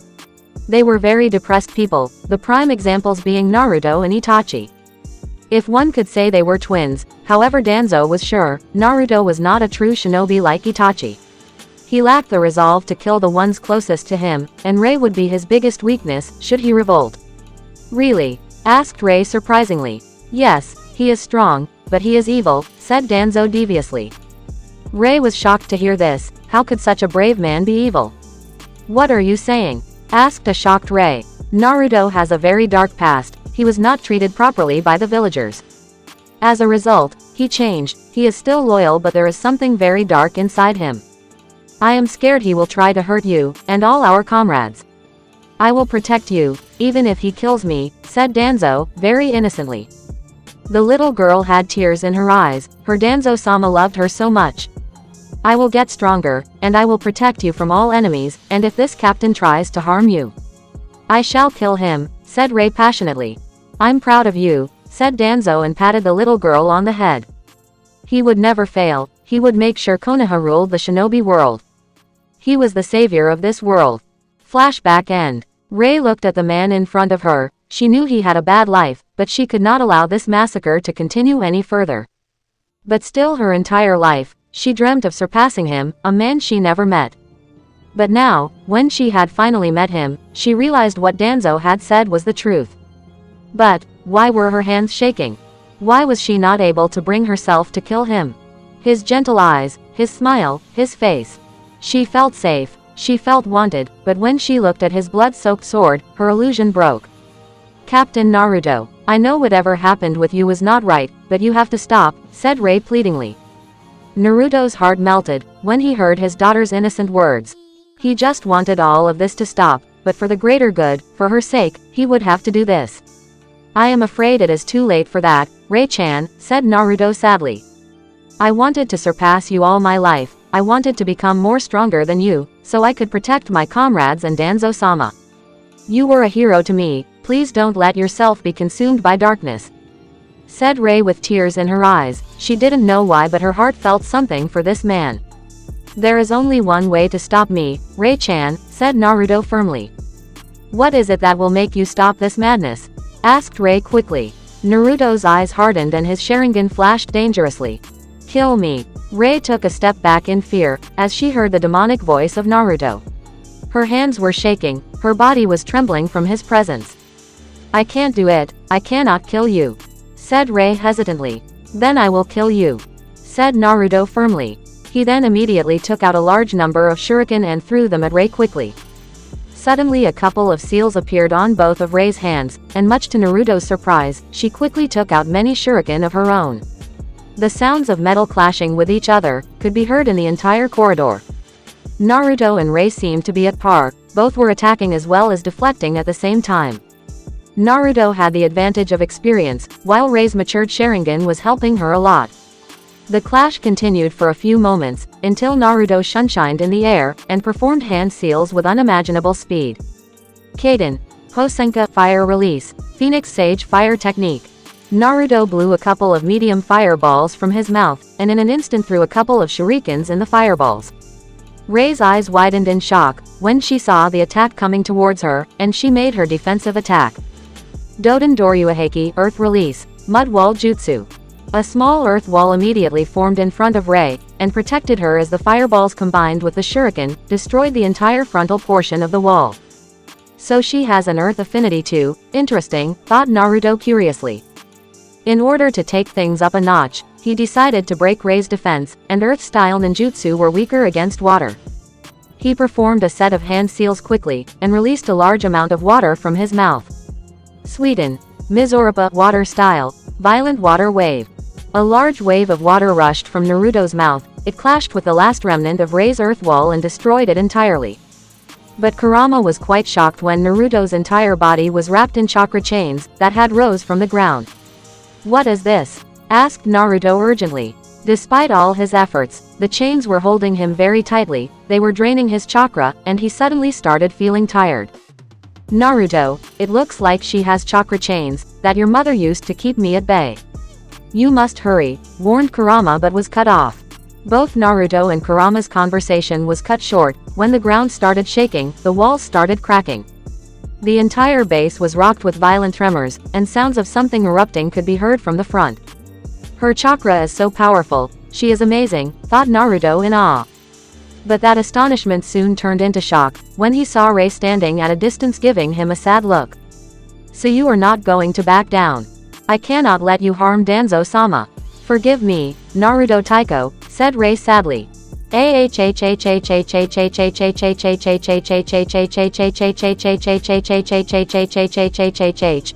Naruto in pain as the chains started crushing his body. "This is the end of your suffering, Naruto Taiko," yelled Rei firmly. She then clasped her hands together and gave a loud battle cry.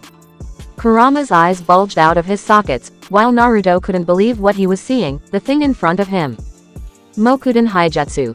Jukai Koden would release secret technique, Nativity of a World of Trees. Chapter 20. Blood vs Blood, Part 2.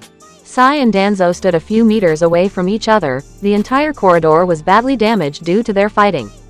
Sai was panting heavily, his chakra was depleting very quickly, and Danzo was not showing any signs of defeat yet. He knew he had to keep Danzo engaged, because if he failed, then Danzo would activate the curse seal, and Naruto would be on the verge of death. No, he wouldn't let that happen. Sai calculated all the odds, at the very best, he would be able to hold Danzo for another few minutes, after that he was done for. But still that did not change anything, he was a shinobi, and they were meant to die in battle. He saw Danzo performing a couple of hand seals, and his danger senses kicked off. Sai performed his own set of hand seals quickly, in order to defend himself. Futon. Shinkaha Wind Release, Vacuum Wave. Danzo released a powerful blast of wind from its mouth. Sai couldn't see the attack, but he could feel the force with which the jutsu was approaching his position. He was just able to complete his last hand seal at the last moment. Doden. Duro Dumu no Jutsu. Earth Element, Earth Dome Prison Technique. A large earth wall erupted from the ground, and entrapped Sai totally in the prison of dirt. The wind attack collided with Sai's earth dome, and with great speed cut clean through it. However, Sai was fortunate that it missed him just by an inch, or else he was dead. He looked up and saw the entire top portion of his dome was nowhere to be seen. If he had been a little more taller, then his head would surely be lying on the ground by now. Fuck, that was close, thought Sai worriedly. Danzo jumped high in the air, and threw a couple of shuriken towards Sai, and made a couple of hand seals. Shuriken Kage Bunshin no Jutsu, Shuriken Shadow Clone Technique. The few shuriken now multiplied into 50 more shuriken and were heading towards Sai, at high speed. For an instant Sai and Danzo's eyes met, and Danzo saw the shock evident on the young boy's face. It was all over for him. The shuriken attack completely nailed each and every part of Sai's body. Danzo closed his eyes, the fight was over. "Looking for someone," said a voice behind Danzo. Danzo quickly brought his kunai in his hand, and at the last moment turned around and blocked a Tonto strike that would have sliced his head off. He was shocked to see it was none other than Sai himself. He looked towards the position where he had previously seen the boy getting impaled by his shuriken attack, and was shocked to see there was nothing more than a broken earth dome there. Too late, said Sai with a smirk. He then gave a hard kick on Danzo's chest. Now the unique thing was, he had put some chakra in it, and as a result Danzo was sent sailing in the air, and he crashed in the wall with a loud bang. Sai landed roughly on the ground. His breathing was a little rough, he still couldn't believe that he was alive. But some things were starting to make more sense to him now. I have given you some of my power, it will help you in your fight against Danzo, be careful. Sai still remembered Naruto's words, so this was what his friend meant. He was grateful to Naruto. If not for him, then Danzo would have surely finished him off. Meanwhile Danzo slowly got out of the now destroyed wall. He still was unable to understand what had happened. Before launching his shuriken attack, he had looked at the boy, he had seen the look in his eyes. Sai knew he was done for, Danzo knew he was done for, he even saw his attack pierce all of Sai's vital organs. What the hell was going on? He had to find out what tricks the boy was trying to play. He had not seen Sai perform any hand seals to do a genjutsu or substitution, there was no time left for him to that. Danzo had trained the boy, he knew Sai excelled in fire and earth ninjutsu. His kenjutsu and fuinjutsu were his best weapons, but his genjutsu skills were average to say in the least. Sai practically had no talent at all for genjutsu, and only knew how to break out of it. There was something fishy going on here. Danzo was interrupted from his thoughts, when he felt Sai's ki escalate. He looked at the boy, and saw him perform the hand seal for a fire-style attack. Kaden Hosenka no Jutsu, Phoenix Sage Fire Technique. Sai sent several small fireballs towards Danzo at high speed. The ninjutsu attack was looking dangerous, but Danzo was already prepared for it. Danzo performed his last hand seal just as the fireballs were a few inches away from him. Doden Doryuaheki, Earth Release, Mud Wall Jutsu. Danzo stood calmly in his place, as a mud wall suddenly erupted in front of him, and shielded his entire body from the fireballs. He could hear numerous fireballs colliding with the wall. The attack was strong as a few cracks had already developed in the wall, but then Danzo heard a sound that immediately made him jump away from the wall. It was the sound of a kunai hitting the earth wall. Danzo had fought in 3 great wars and as a result he knew what that kunai was. An exploding kunai, thought Danzo tactically. Just as he finished his thought, the entire wall was smashed through pieces by a powerful blast. Some debris even hit Danzo, but were not enough to cause any significant damage. With great speed Sai emerged in front of Danzo, and sliced his tanto at the man's chest. However Danzo flipped in the air, and as a result evaded the attack. Sai was quite shocked, when Danzo gave a harsh kick to his face which sent him crashing towards the ground. But Naruto and Sai had trained for this fight, and as a result Sai gracefully landed on the ground. There was some blood coming out of his mouth though. Danzo looked at his former student and subordinate with a critical gaze. Your skills seem to have greatly improved. It looks like you must have trained for quite some time to make yourself strong. But something does not feel right. What are you up to, boy? Asked Danzo neutrally. Who knows, figure it out yourself, jackass, said Sai mysteriously. There is something strange about him. I can feel some kind of power in him, I must find out what it is, thought Danzo tactically. He was a veteran of 3 great ninja wars, and in his long life he knew, even a Kage could be defeated by a weaker foe, if he made a single mistake. It was better to find out about the enemy's tactics before charging in battle. Danzo made a hand seal, that surprised Sai as he realized what jutsu that was. Kage Bunshin no Jutsu, Shadow Clone Technique. Immediately 5 shadow clones of Danzo appeared in front of him. Due to his experiment with Orochimaru's help, his power and chakra levels had greatly increased, and now he could use it effectively in this fight. All the clones performed a set of hand seals, while the original Danzo was clearly observing Sai from his right eye, that was hidden behind a set of bandages. Doden Doryu Katsu no Jutsu. Earth Element, Earth-style split technique. The clones slammed their hands on the ground in unison, which resulted in the earth to rise up and slip apart, as a chasm now raced towards Sai's position. Sai saw the danger he was in, and with great graceful movements started back flipping away from the quickly approaching chasm. He continued to put distance between himself and the chasm, but it continued chasing him. He put a hand in his pouch, and took out 3 exploding kunai. These are the last ones, I must make it count, thought Sai firmly.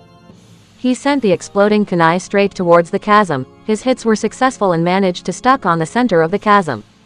Sai made the ram hand seal, and immediately the entire chasm was blown to pieces, leaving a lot of smoke and dust in the entire corridor. I will have to deal with the clones myself. I must save my chakra in order to prolong this fight with Danzo. Using ink clones is out of the equation. Shit, thought Sai with a frown. Sai suddenly brought his Tonto forward and blocked a kunai strike from one of Danzo's clones that came out of the smoke. Sai then used his reflexes and gave a leg sweep to the clone's legs, making it lose balance, and before it could even hit the ground, Sai clearly cut him in half, which made the clone disappear in a puff of smoke. Sai was then thrown high in the air, as he received a sharp kick to his chin, however he quickly grabbed his attacker's legs and reversed in the air. With great physical strength, he lifted the clone high in the air, and slammed it on the ground, and destroyed it completely. Another clone gave a roundhouse kick at Sai's chest, but it was blocked as Sai used both of his hands to shield himself. However, the clone of Danzo gave a leg sweep to Sai, and made him fall to the ground. Sai watched in shock, as the clone jumped high in the air and was about to give a crushing heel kick that would break his heart in a flash. At the last moment he was able to shift his position, but the kick still connected. The difference was that instead of his chest being hit, his left hand got hit. "Ahhhhhhhhh," screamed Sai in pain, as he felt his left hand get broken. But despite the pain, he locked the clone legs with his own, and with a sickening twist broke both of his legs, making the clone disappear. Sai weakly got up from the ground. His body was in pain. His left hand was twisted. With great courage he set his broken hand back into position with a grunt. It took a great effort from Sai not to scream and show any sign of weakness to his enemy. Suddenly another clone appeared in front of Sai, and attempted to send a right hook at Sai's face. Sai reacted instantly and got the clone's wrist with his right hand, and tried to give a kick with the help of his right knee, but the clone blocked it with his remaining hand. The real Danzo watched in amazement as Sai was standing firmly against his clones, and was giving a tough fight. The boy had gotten stronger. He had a lot of potential to become an Anbu captain. A shame, he would have to be killed tonight. Danzo watched closely as his clone and Sai sent a volley of kicks and punches at each other. The boy's left hand was completely broken, and was now useless, but that was not stopping him from putting up a valiant fight. Danzo watched in shock as his clone tried to give a punch to Sai's face, but Sai ducked in an instant. In a flash Sai attached something to the clone's chest and jumped away quickly. The clone suddenly shook violently as something glowed on his chest, and after a second it was blown to smoke. A exploding tag.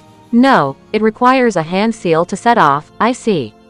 He created a seal that disturbed the clone's chakra network from the inside and made him unstable, which ultimately dispelled it. A great fuinjutsu technique, thought Danzo curiously. Pant, where is the last one? Thought Sai tiredly. He was losing strength with each passing moment. His left hand was gone for good. He was low on weapons and chakra, and his enemy was not showing any signs of defeat or retreat. Things were not looking good for him. However, he knew there was also the real Danzo. Forgetting about him would be a big mistake. As a result, he had set up a trap just in case he got cornered. Sai was utterly shocked when someone busted from beneath the ground of his feet. There was no time to react. He could see Danzo's clone ready to plunge his kunai straight inside his skull. Both of their eyes locked for a moment, and Sai again felt a little strain in his eyes. The clone was shocked when the Sai in front of him suddenly vanished. He was still in mid-air when he heard a voice behind him. "This is the end," came Sai's voice from behind. In swift motion, Sai beheaded the clone with the kunai in his right hand, making it disappear in a puff of smoke. Sai collapsed on the ground. He was really tired now. The real Danzo understood the entire trick as he watched his clone getting destroyed. He had received the memory of each and every clone, and had analyzed his opponent's battle tactics, and the trump card he was using. The memory of the last clone, and the thing which he saw with his right eye, made him understand the entire mystery of Sai's power. He had to hand it to Naruto. Even though the man was a traitor, Danzo had never seen such a powerful and tactical Anbu captain in ages.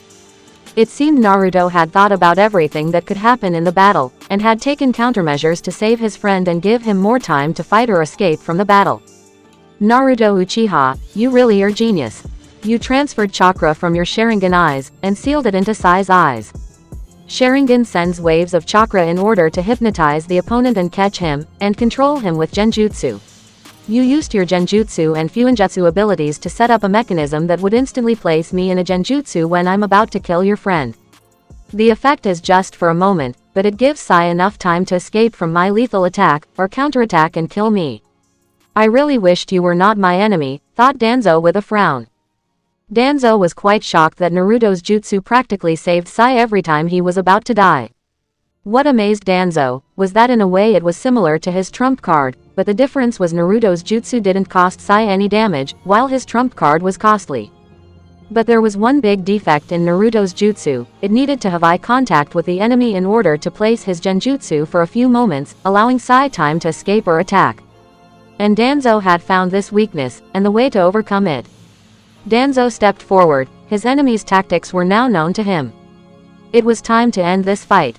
You have fought valiantly, but this is the end for you, said Danzo stoically. But he was intrigued when he saw a smirk form on Sai's face. Is it my end or yours? Asked Sai deviously. Danzo was shocked when he heard a voice mutter something from the shadows. Doden. Yomi Numa, swamp of the underworld. Danzo was shocked beyond words as the ground beneath him transformed into a sticky mud river. He slipped in it and was now covered in mud up to his neck. He saw an ink clone of Sai at a distance, hidden in the shadows. It had his hands pressed on the ground indicating it had performed the jutsu. I underestimated him. He hid an ink clone in order to catch me off guard, thought Danzo bitterly. He was disappointed as he got caught by a young Anbu. Danzo's eyes widened in shock as he saw Sai jump in the air, and heading towards him with his tanto in his right hand. He was coming at great speed, and his attack was going to slice Danzo's head off. This is the end for you, yelled Sai angrily. In one swift motion he sliced Danzo's head off, and crashed into the mud river. It's over, Naruto, we won. These were Sai's final thoughts, before his eyes widened in shock when he felt something cold pierce his chest. With Naruto felt a chill run down his spine. He didn't know why, but he had a feeling that something bad must have happened. Sai, hang in there, prayed Naruto worriedly. He didn't want anything to happen to his friend. Naruto didn't know whether he would be able to go on further without Sai's support. Sai was his closest friend, and was the only reason he was able to stay sane en route. He didn't care about anything else, he just wanted to get Rei out of here and head off towards Sai's position. Naruto saw a couple of wooden tendrils and branches emerge from the ground, and rushed towards him. He saw Rei was trying her best to perform the jutsu, and he was shocked beyond words that she possessed Mokuden Kekai Genkei of the Shodai Hokage. But still, her technique was not at all perfect, but if it hit him it could cause some serious damage. He couldn't use Kurama's chakra to heal his wounds, and that put him at a great disadvantage. Kurama, I am going to unleash my full power, said Naruto seriously. Are you serious? Asked Kurama in shock.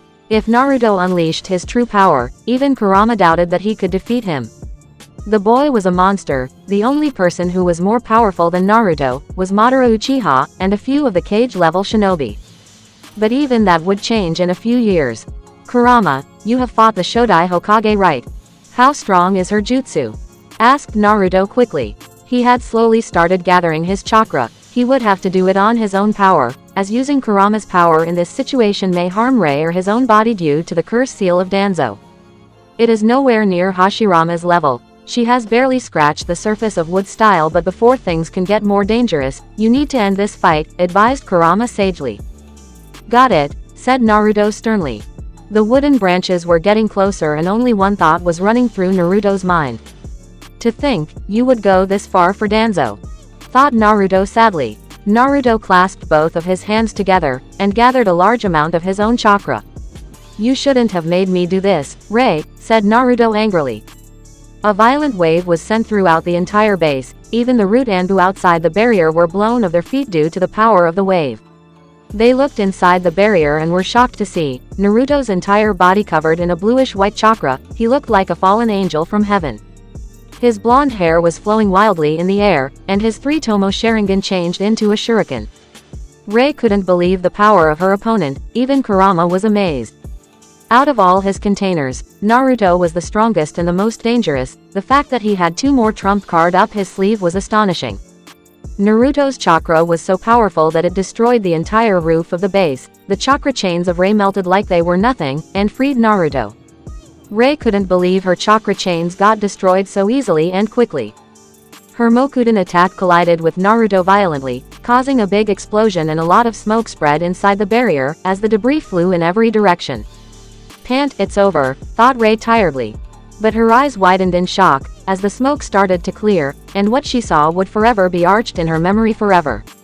Naruto's entire body was surrounded by a giant humanoid monster skeleton. It was covered in armor, and on top of that its entire body was covered in ice, that looked hard as steel. It was fucking huge too, and the power it was radiating was immense. What is this? Asked Rei fearfully. This is my final Susanoo, it is as powerful as a Biju, said Naruto seriously.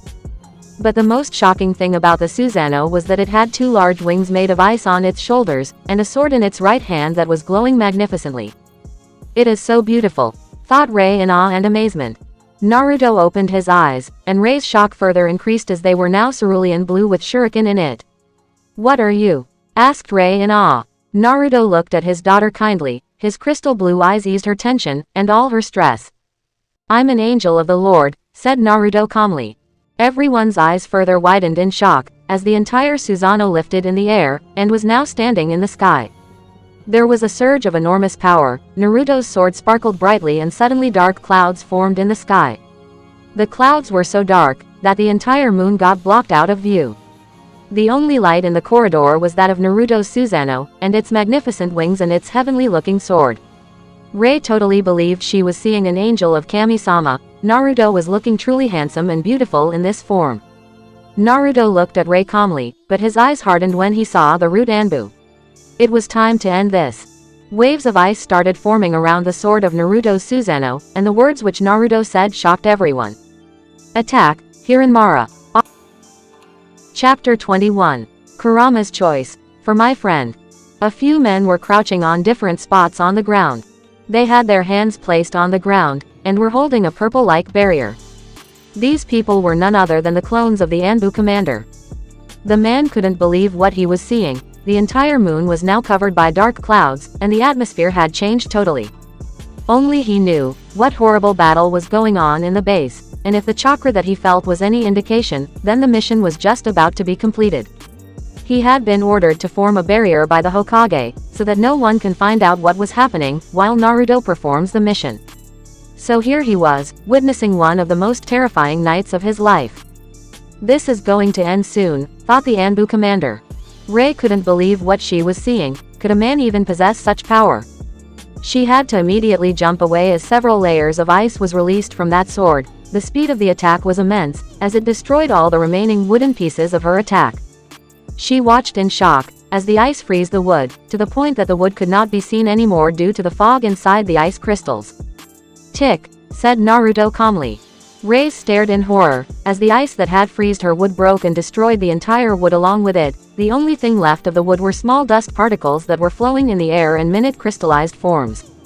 My Mokuden, he destroyed all of it, thought Rei in fear. Danzo had told her Mokuden was so strong that it can subdue tailed beasts, but it seemed even it had a weakness. And that weakness was ice. If it came in contact with ice, then it affects its molecular structure and slowly it starts to rot, due to the water in the ice, and with such powerful ice attacks, she could not defeat Naruto with wood style. She felt outclassed. What had she trained for? She had a dream of surpassing Naruto. Was it really just an illusion? Was this man even a human at all? How? You should be dead. I ran the stimulation over and over again. How can you destroy my Mokuden like it was nothing? Asked Rei impatiently. Naruto smirked on hearing that. She was strong but still she had a long way to go. Susanoo. What is Susanoo? Asked Rei in confusion. In exchange for your life, Susanoo can turn imagination into reality. It is a forbidden jutsu of the Uchiha clan, which only a few have been able to achieve, said Naruto patiently.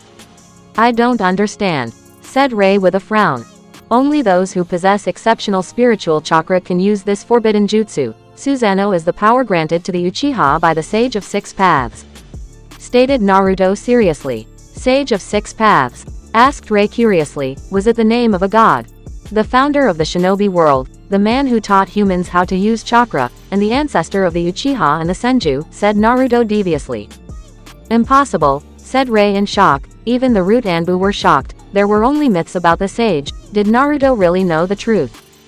Thousands of years ago, humanity was on the brink of extinction. A certain creature was destroying the entire world. The creature was the 10 Tails. Said Naruto mysteriously. 10 Tails? Are you out of your mind? Asked Fu in disbelief. Believe what you want. The Jubi was destroying the world, and in an effort to save humanity, the Sage of Six Paths took some of the Jubi's power. This power was called chakra, and he mastered it. Since the chakra was originally a part of the Jubi who was claimed to be as powerful as a god, the Sage of Six Paths received unbelievable power, one which was 1,000 times greater than my own, explained Naruto. Captain, this sounds too good to be true, said Ray firmly. History is forgotten as time passes, but there is a relic that showed me the truth, and the reality of this world, one which was written by the sage himself. Only those who possess visual prowess like mine can find out the entire truth. The sage was able to defeat the Jubi, but as it was an immortal creature he could not kill it, so he was left with only one option, suggested Naruto. He was hoping his daughter was smart enough to pick up the hint. He sealed it into himself, and became a Jinchuriki like you, said Ray thoughtfully. So he has told her about me being sealed in you, said Kurama bitterly. Naruto didn't reply, but that didn't mean he was not going to punish Danzo for this.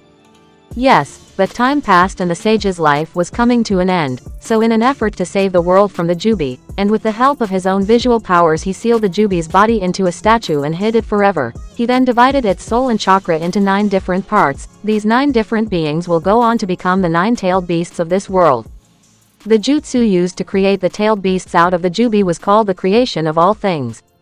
It was based on the shadow and light styles. The shadow style was based upon mental energies that control imagination and create form out of nothing, while the light style was based upon physical energies that govern life and were used to instill life in these beasts. The Senju and Uchiha were originally one and the same. The Sage of Six Paths was our ancestor, so while the Senju inherited the Sage's physical power and body, the Uchiha inherited the Sage's visual powers and spiritual chakra. Explained Naruto briefly. Everyone was quite shocked to hear this. They were listening to some of the most darkest mysteries of the shinobi world. But what does it have to do with Susanoo? Asked Ray sharply. Susanoo emerges from the spiritual power of the Uchiha, however in order to take shape it uses the yang chakra, i.e. physical power of the user too, said Naruto simply. But didn't you say, Uchiha got the spiritual power, while Senju got the physical power? Asked Ray in confusion. Yes, that is true, however every human whether they be Uchiha or Senju possess both yin and yang. Uchiha have strong yin chakra, but they do have yang chakra in their body too, thought it is not as strong as the Senju. Similarly the Senju also possess yin chakra, but not as strong as the Uchiha, said Naruto flatly. So how does Susanoo take your life? Asked Ray quickly. Susanoo consumes the yin as well as yang chakra of the body. Since Uchiha do not possess powerful yang chakra like the Senju, the more they use Susanoo the weaker their yang chakra becomes, until it vanishes, which creates an imbalance in the body which ultimately leads to the user's death. However there is one way to avoid this, said Naruto with a smirk. What is it? Asked Ray suspiciously. That is a story for another time, said Naruto with a smirk. What is that sword, and how can this thing fly? Asked Ray angrily. She's quite hot-headed, but she is trying to buy time in order to gather her strength back, thought Naruto analytically. He didn't mind Ray's pitiful efforts. Soon everything would end, and there was nothing she could do to stop it. Every Susanoo possess heavenly powers, one which are totally dependent on the power of the user. This is one of my Susanoo's powers, Hirinmaru. The strongest ice sword in the world. It not only helps me control the weather but it also converts water into ice. As long as I have water or can convert water from the atmosphere, the power of this sword is unstoppable, explained Naruto in detail. But this Susanoo looks heavy, how can you make it fly? Asked Ray curiously. Hirinmaru decreases the weight of the Susanoo, allowing it more flexibility due to being less heavy. It also increases its swift movements, and produces strong ice that can handle the weight of Susanoo. Said Naruto simply. Who are you really? Asked Ray with a little fear in her voice. I am Uchiha Naruto, descendant of Uchiha Izuna, and I possess the power of both the Uchiha as well as the Senju, because the Uzumaki were relatives of the Senju, and fortunately for me and unfortunately for you, my mother was an Uzumaki. I am the second sage of Six Paths, said Naruto seriously. Ray gritted her teeth in anger. Could she really defeat him? Was it even possible? With your power, you could have helped Danzo-sama bring peace to this world, but you destroyed everything, yelled Rei loudly. Naruto just glared at her murderously. This was something he would never accept. All of you believed in Danzo, because you wanted to find solace in your pathetic existence. That man is a demon, said Naruto angrily. Shut up. Danzo-sama is a good man, he cares about all of us, said Rei in protest. Did he make you kill your best friend? Asked Naruto sadly. Rei's eyes widened on hearing that. This couldn't be true, for Danzo-sama would never do such a sin. Lies, lies, lies, said Rei furiously. Each of us lives dependent and bound by our individual knowledge and our awareness, all that is what you call reality. But this world is full of lies, your reality might just be an illusion. Do you know what Danzo Shimura has done? Asked Naruto sharply. Stop it, don't listen to him, said Torin hurriedly. If she found out the truth, then they were done for. What do you know? Asked Rei doubtfully. Indeed there were some things which she found doubtful about Danzo. The man did care for her, but on some occasions she had seen his eyes, and the devious look in them. He ran an illegal organization, in order to fulfill his own agenda.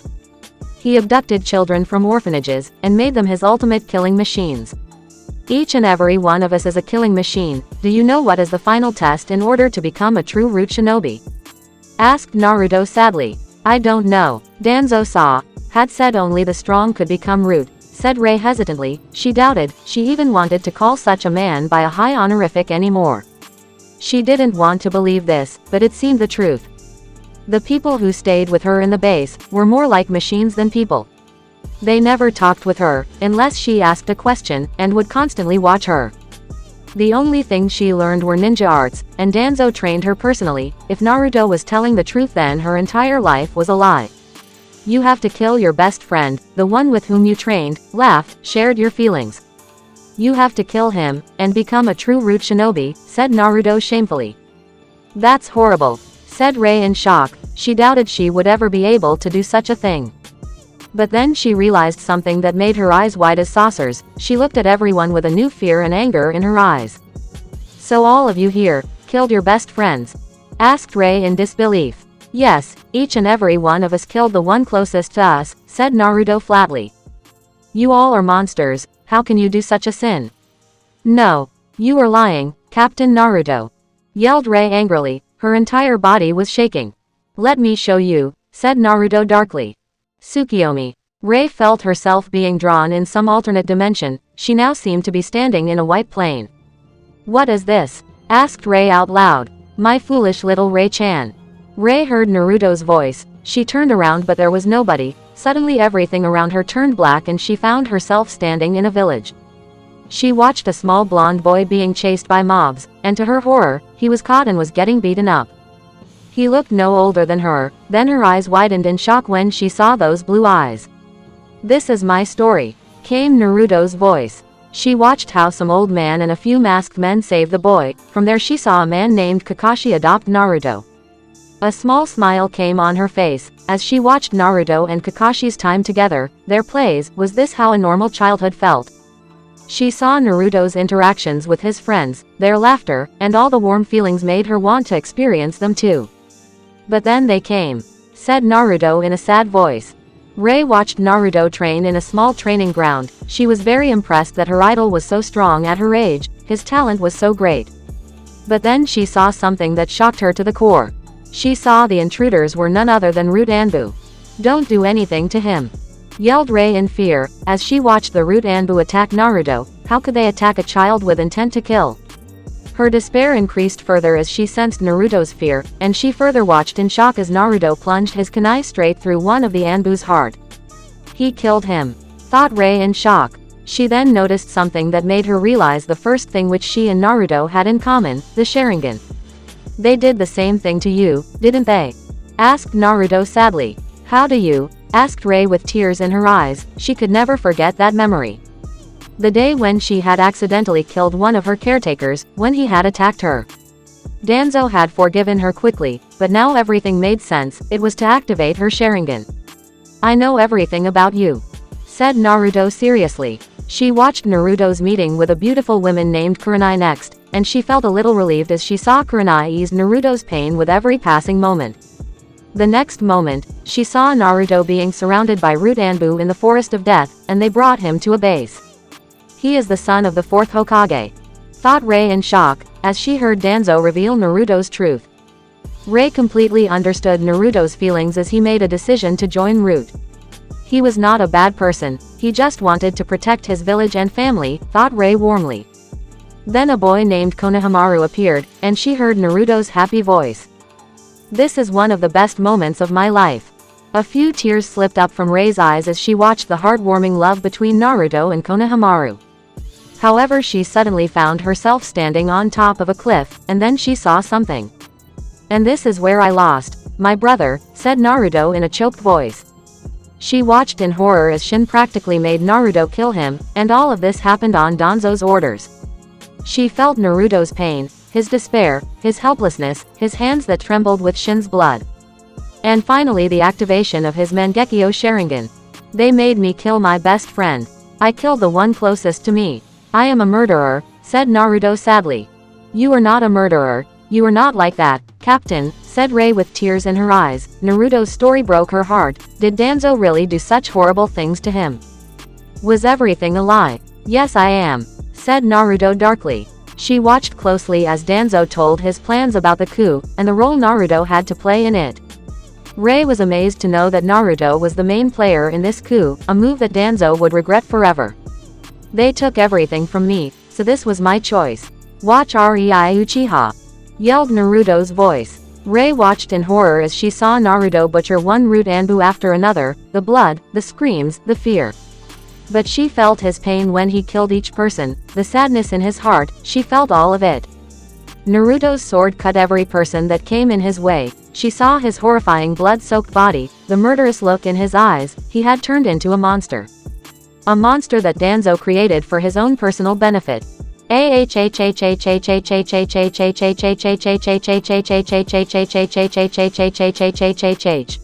Stop it, I can't see it, pleaded Rei. Immediately the world around her disappeared, and she found herself standing in the same spot in the root base. She saw Naruto floating in the air with his Susanoo, blood was leaking from his eyes, but her Sharingan eyes also saw the tears in his eyes. Rei immediately felt all her strength leave her body. She fell straight on the ground. Her Sharingan faded away too, but she never averted his eyes from Naruto. Why did you do such a thing? Asked Rei with tears in her eyes. Even though Naruto was done injustice, he had no right to commit a massacre. This is my revenge, Rei. This is the path I chose, said Naruto firmly. You became the monster they wanted you to be, said Rei loudly. Her entire body had become numb, and she knew unconsciousness was approaching her. Naruto averted his eyes from her. Despite his reasons, he had killed hundreds of people, and that could never be changed. You are telling me that you butchered every single person in your way, for your revenge only. Many of them had been your friends, your teachers, your comrades, and you killed every one of them. There is something you are not telling me, but despite all of this, said Rei weakly, this is what Root and Danzo truly are. They destroy people's lives, and I am putting an end to this madness once and for all. It ends here, said Naruto firmly. Rei's eyes started to close, and with her last strength she said a few words that her heart wanted her to say, but she didn't know the impact which they had on Naruto. I forgive you, said Rei tiredly. Her eyes closed as unconsciousness overtook her, but she had learned one thing today, that Naruto Uchiha was not a bad person, but just someone who had a bad life. I promise, I'll save you from your darkness. These were her last thoughts before she drifted off to sleep. Naruto couldn't believe what he had heard. Did she say what he thinks she said? Kurama, did she truly mean that? Asked Naruto with tears in his eyes. I sensed no false feelings in her words. She meant what she said, said Kurama happily. Maybe some good did come out of this meeting. Now was the time to save Naruto from his madness. Naruto, do you really want to die? You are telling me you will abandon such a child and let her live her life as you did? Asked Kurama quickly. No, said Naruto hesitantly. Are you that stupid that you would make Kurenai kill you? That woman loves you more than anyone. Is that how you repay her back? Would you make her live the rest of her life in despair? Are you that selfish, you fucking coward? Yelled Kurama angrily. You don't understand anything, said Naruto, but was cut off when he heard Kurama's next words. Shin would be ashamed of you, said Kurama confidently. This was the moment where Naruto's future would be decided. Kurama knew if he failed, then the world would be facing another Madara. He had been trusted by the Sage of Six Paths to help the Child of Prophecy bring peace to this world, and he truly believed it was Naruto. The boy was the only one to accept Kurama as a living being. He accepted him as a friend, despite everything. He wouldn't let a good soul like Naruto fall to the Uchiha's curse of hatred. Kurama, the nine-tailed fox, would save his friend at all costs, even if it was from himself. That's not true, said Naruto in shock. Will his big brother really be ashamed of him? Naruto remembered what he had done to Kurenai in despair. He had not thought about her feelings at all. He had been so selfish and had only thought about his pain. He was truly ashamed of himself, and even Shin would be ashamed too. What have I become? This is not me. I'm not a monster. I'm, thought Naruto slowly. You are Naruto Uchiha of Konoha, and my friend. You are the savior of this world. You are the one who has to bring peace in this world. It was Shin's dream after all, don't you remember? Asked Kurama tactfully. Naruto's eyes widened as he remembered what his best friend's dream was, and what he believed in. It was Naruto's personal dream too. You are the savior of this world. I just wish I could have seen the peace I desired. Shin's parting words still rang in his ears. He wouldn't let anyone down. He wouldn't make anyone suffer for his mistakes. He would repay everyone for whatever happiness and comfort they gave him. He loved Kurenai. He had made a mistake which he would amend as soon as possible. He would try to be the best father for his daughter. Naruto would fill Rei's life with love. He would give her the best life he could, and apologize for all his mistakes. He was going to save Konoha, and come back alive from Operation Ghost with his friend Sai, no matter what happens.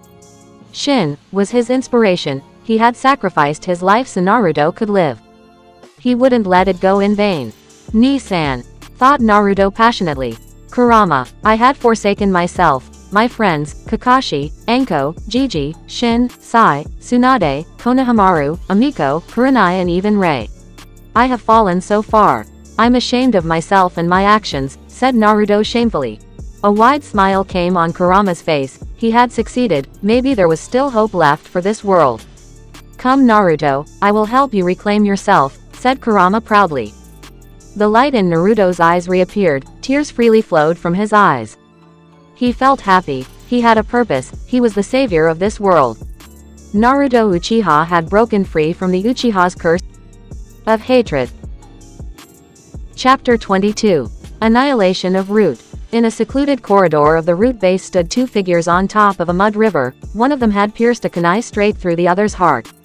These two persons were none other than Danzo Shimura and his now ex-subordinate, Sai Sato. Danzo had a calm look on his face. He knew this was the end for the young boy. He was impressed with the way the boy had fought, but it still was not enough to take down a war veteran like him. The only ones who even had a chance of killing him were Hiruzen, the Sannin, Itachi, and Naruto Uchiha. However, Danzo was shell-shocked when the Sai in front of him blasted. It was not a blast of blood but of ink. Asumi Bunshin, thought Danzo in shock. He quickly jumped away from the surface of the mud river, as the remains of the ink clone melted away in the mud. Danzo's right arm was now open and not in his kimono. Even the bandages on his right eye were removed, and the horrible truth was now in the open. He looked around and saw Sai lying flat on the ground. He was panting quite harshly, and some blood was leaking from various parts of his body. All in all, Sai looked like he had been through a meat grinder. Sai was shell-shocked when he saw what was on Danzo's right arm. It had 11 Sharingan on it. Its skin was very pale, but its muscles looked far stronger than Danzo's left hand. But more than that, Danzo had a Sharingan in his right eye, and not any normal Sharingan. It was a Mangekyo Sharingan. It was spherical in shape, as the three Tomo had connected, and there was a cross right in the center. A Mangekyo Sharingan, what the fuck? Thought Sai nervously. Meanwhile Danzo was observing the boy more cautiously now. He had underestimated the young Anbu. Sai was far more stronger and smarter than he had imagined. If I had not used my genjutsu, he would have killed me. I just barely casted my illusion and escaped his attack, but he substituted himself with his ink clone in a flash. It seems luck was on his side, thought Danzo calmly. So you had these hidden in your hand, for all these years. You are a freak dickless, said Sai in a disgusted voice. It doesn't matter what you think, I'll make you tell what made you betray me, said Danzo dangerously. You stole these Sharingan from the corpses of the Uchiha, you really have no respect for the dead. But whose Mangekyo Sharingan is that? Asked Sai firmly. I don't have to answer that question, you are nothing but a nuisance now, you have lost, said Danzo seriously. Sai used all the energy he had left, and got up from the ground. His muscles were in pain, he was feeling sleepy, but he had to go on, no matter what happened. Not yet, thought Sai with determination. Sai picked up his tanto with his remaining unbroken hand, he was finding it hard to breathe as Danzo's ki increased. It seemed the commander of Root was finally going to fight with full strength. He then thought about the entire scene, he wanted to know how Danzo escaped from his lethal attack. I was so close to killing him, but it seems he casted a genjutsu on me with the help of his Mangekyo Sharingan, but Naruto's genjutsu prowess is strong, who in the hell has a Sharingan that can cast genjutsu more powerful than Naruto's? Thought Sai frustratingly. He then remembered all the deceased members of the Uchiha clan, they were strong, but their Sharingan paled in comparison to Naruto's. Only a few had more powerful eyes than Naruto, one was Madara Uchiha, but he was killed by the first Hokage, and Sai doubted Danzo could ever find Madara's body. Next was Izuna Uchiha, who was Madara's brother, and Naruto's ancestor. Naruto had told him that he had a Mangekyo Sharingan too, but he was killed even before Konoha was formed, so it couldn't be his eyes too. Itachi Uchiha had a powerful Sharingan, but he was still alive and was missing, Sai ruled it out. The who is it? Who was the most powerful genjutsu user of the Uchiha clan? Thought Sai with a frown. His eyes widened in shock, when he realized whose eyes Danzo possessed. Shisui Uchiha, he had committed suicide but no one ever found his body. The most powerful genjutsu master of the Uchiha, his eyes created the most dangerous and strongest genjutsu, you took his eye, didn't you dickless? Asked Sai sharply. Danzo was quite surprised and shocked as well, to think the boy could think and come out with the perfect answer, even when he was in such a difficult situation, was astonishing. Sai's level of intelligence, and his analytical abilities were of an Anbu captain. There was no point in hiding it now, it was not going to change anything. He was going to kill Sai anyway. Yes, it is his eye, however, your assumption about Shisui's Sharingan powers is incomplete, said Danzo mysteriously. What do you mean? Asked Sai suspiciously, he had a bad feeling about this. Shisui's Mangekyo is not only the strongest genjutsu casting Sharingan, but it also has one more ability which made him feared in the entire world, explained Danzo briefly. Sai's eyes widened in fear as he realized the meaning behind Danzo's hint. His chances of survival were now very low. Naruto, I need your help, thought Sai worriedly. Yes, it seems you understood. Shisui's Mangekyo not only allows me to cast the most powerful genjutsu of this world, but also gives me one more ability, that is. Danzo was interrupted from his speech when the entire base started shaking, and cracks started appearing in the wall. So it seems he is going to finish it, thought Sai in relief. He had done his job, he had stopped Danzo long enough to allow Naruto to finish Root, now he only had to survive until Naruto arrived. And then, they would finish Danzo. The Root Anbu shifted a few meters away from the barrier, their plan had failed as their secret weapon was defeated by Naruto. Fu and Torun couldn't believe Rei was taken out so easily by Naruto. Danzo had told them she was powerful, but they had underestimated Naruto, and had solely relied on her Mokuden, which Naruto destroyed with his heavenly sword of Susanoo. They saw Naruto pointing his ice sword towards Rei. Is he going to kill her? Thought Torun nervously. Not that he cared, but she was an asset of Danzo, and as such was valuable for their cause. Hiro no Jutsu, Ice Dome. The Root Anbu watched in surprise, as a dome of ice engulfed Rei's entire body in it. Naruto stared at the remaining Root forces, he was feeling tired, he was quite shocked when he coughed up a lot of blood. Kurama, what is happening? Asked Naruto quickly. Kurama gritted his teeth in anger, the boy's body was badly damaged due to the curse seal, and he didn't want to tell this to Naruto right now. But it seemed the young blonde understood the Bijuu's silence and the message behind it. How bad is it? Asked Naruto calmly. He had felt that, when the curse seal had activated, he somehow knew he had taken some serious damage. Sai had prevented Danzo from causing further harm, but it seemed the damage had already been done.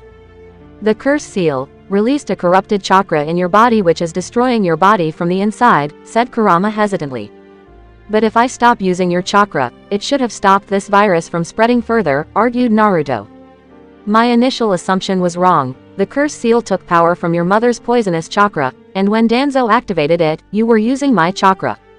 It not only stopped you from using my chakra, but also spread a poison across your entire body. The flow of chakra in your muscles was 4 times greater than any shinobi at that time. As a result, it spread quickly.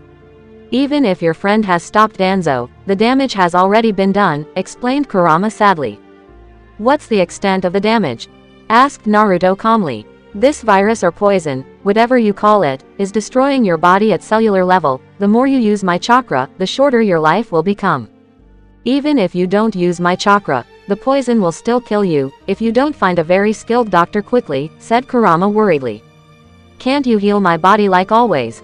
Asked Naruto curiously. No, I can only heal minor injuries. This is far more complex. I'm sorry, but it is out of my hands, said Kurama apologetically. He really was feeling helpless right now. Naruto took in a deep breath. Things were getting difficult for him, but right now he had to finish his mission. We'll talk about this later. Don't worry, I'm not gonna die. I have to look after Rei, you know, said Naruto in a cheerful voice. Naruto, you don't have much time, said Kurama seriously. We'll get through this, and that's a promise, said Naruto firmly. Naruto then cut off the link, and prepared to fight his final battle with the remaining root forces. The Susanoo's wings flapped wildly, sending a strong gust of wind, which blew away some debris inside the barrier. Naruto nodded to his 4 shadow clones, and they started releasing the barrier. As the purple wall was coming down, the root Anbu shifted several meters away in order to gain distance and prepare for their attack. Hyero no Jutsu, Ice Dome. Naruto pointed his heavenly sword to Rei's direction, and soon a very large dome of ice erupted from the ground and engulfed Rei's entire body in it, and formed a protective barrier in order to stop any attacks. I want all of you to get in Manji formation around this dome. Protect Rei at all costs, ordered Naruto sternly. Hi, said all the 4 shadow clones in unison. The shadow clones quickly took out their swords and got into defensive formation around the ice dome. Naruto knew his ice dome was strong enough to withstand powerful ninjutsu attacks, but still he didn't want to take any risks. And as such had left his shadow clones as additional defense for his daughter, who was currently unconscious and defenseless. The purple wall finally came down, and Naruto shot forward straight towards the root Anbu's forces. Quickly, attack the wings and bring them down, yelled Torun loudly. Shuriken Kage Bunshin no Jutsu, Hurricane Shadow Clone Technique. All the Anbu launched several shuriken towards Naruto, and performed the ninjutsu. As a result, the few shuriken, now multiplied into hundreds of shuriken that were like a wall and rushed straight towards Naruto's Susanoo. Some of them even had exploding tags on them. In response, Naruto swung his Hyorinimru in the air, and a powerful wave of ice was launched straight towards the wall of shuriken. The effect was instantaneous, and all the shuriken were frozen, and as they dropped on the ground they shattered to pieces as they were crystallized by the ice. Sensatsu Susho, 1,000 Needles of Death. The root Anbu watched in shock, as Naruto's Susanoo released thousands of ice needles that flew in the air, and were now heading towards them quickly. Even the entire sky was covered by the attacks.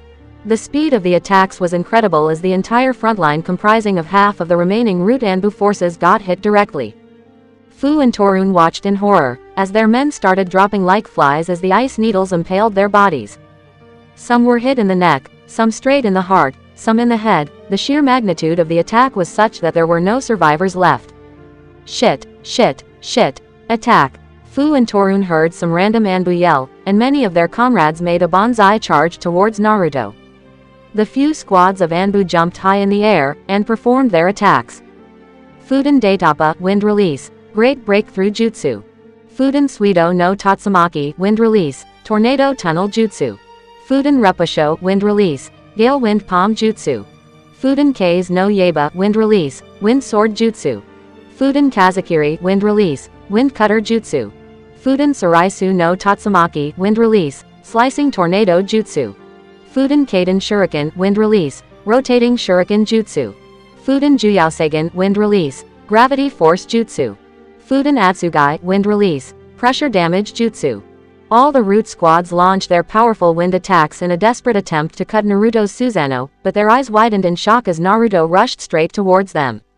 All the shuriken, wind blades, and various other attacks collided with the Susanoo and caused a great explosion. The root Anbu sighed in relief, thinking it was over now. But Naruto quickly shot straight through and collided with the squads of Anbu who had led the Banzai charge. The Susanoo cut through the bodies of root Anbu like butter, their bodies were torn in half with blood spilling everywhere. It was a terrifying scene. Both Fu and Torun couldn't believe that not a single crack had occurred on the Susanoo, it was as if it was made of steel. "Let's finish this," said Naruto seriously. Fu and Torun saw a black energy gathering in Naruto's sword and immediately shouted to the remaining 40 root Anbu. "Defensive walls now. Doden Doryuaheki, Earth Release, Mud Wall Jutsu."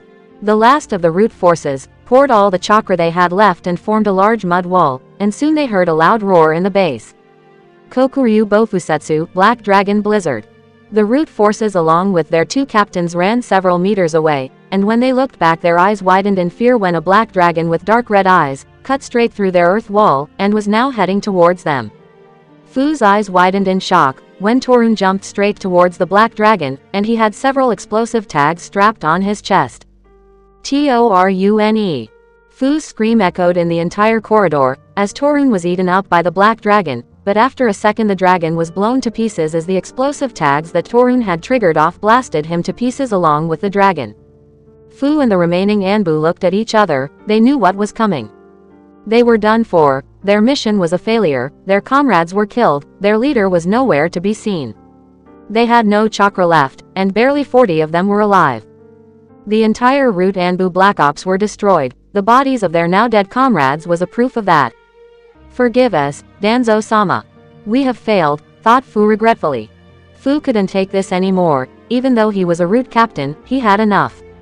His comrades were dead, his best friend was dead and Naruto was preparing his final attack. "This is it," thought Fu tiredly. He gripped his sword tightly, he was a shinobi, if he was going to die, he would go down fighting. He wouldn't die in fear, and let Torun's desperate attempt to save them go to waste. "Men, it has been an honor to fight beside you," said Fu proudly. The root Anbu took a deep breath, they had been trained for such situations. They were proud shinobi, and warriors of Konoha. All of them gripped their swords tightly and stood side by side with each other in a single line. They took off their masks, and their eyes burned brightly with undying passion, even in the face of death, their beliefs never broke. "The honor was our Captain Fu and Captain Torun," said all the 40 root Anbu in unison. A small smile came on Fu's face as his entire life flashed in his mind, it was time for him to lay down his life for Konoha. "Are you with me?" asked Fu firmly. "Till the end, Captain," said all root Anbu firmly. Fu's charged straight towards Naruto, he could clearly see the black sphere that Naruto had launched at them. For Konoha. The battle cry of the last root forces rang one last time, as they marched proudly towards their death. Yusaka no Magatama. There was big explosion that rocked the entire base, walls collapsed, debris flew everywhere, and loud screams could be heard in the base. After a few moments, no voices could be heard, there was pin drop silently in the entire corridor. There was smoke in the entire corridor, and debris were scattered everywhere, and right in the center of the room was Naruto. He was on his knees, blood was coming out of his mouth and both of his hands were trembling. His Susanoo had vanished, his vision was blurry and tears of blood ran down from his eyes. Naruto looked at some of the remains of the root Anbu, their blood, their screams, all of it would forever be wretched in his memory. The sins he had committed could never be washed away, he felt miserable, horrible. He truly felt like a monster now. This was hell, this was the true shinobi world. Kurama didn't say anything, the mission was now almost over, but Naruto was already broken. The light in his eyes was now replaced by a cold stoic look, his Sharingan faded away. He looked at his hands that were soaked in blood of hundreds of people. He had killed his friends, his superiors, his comrades, all of them were dead. Only he was left.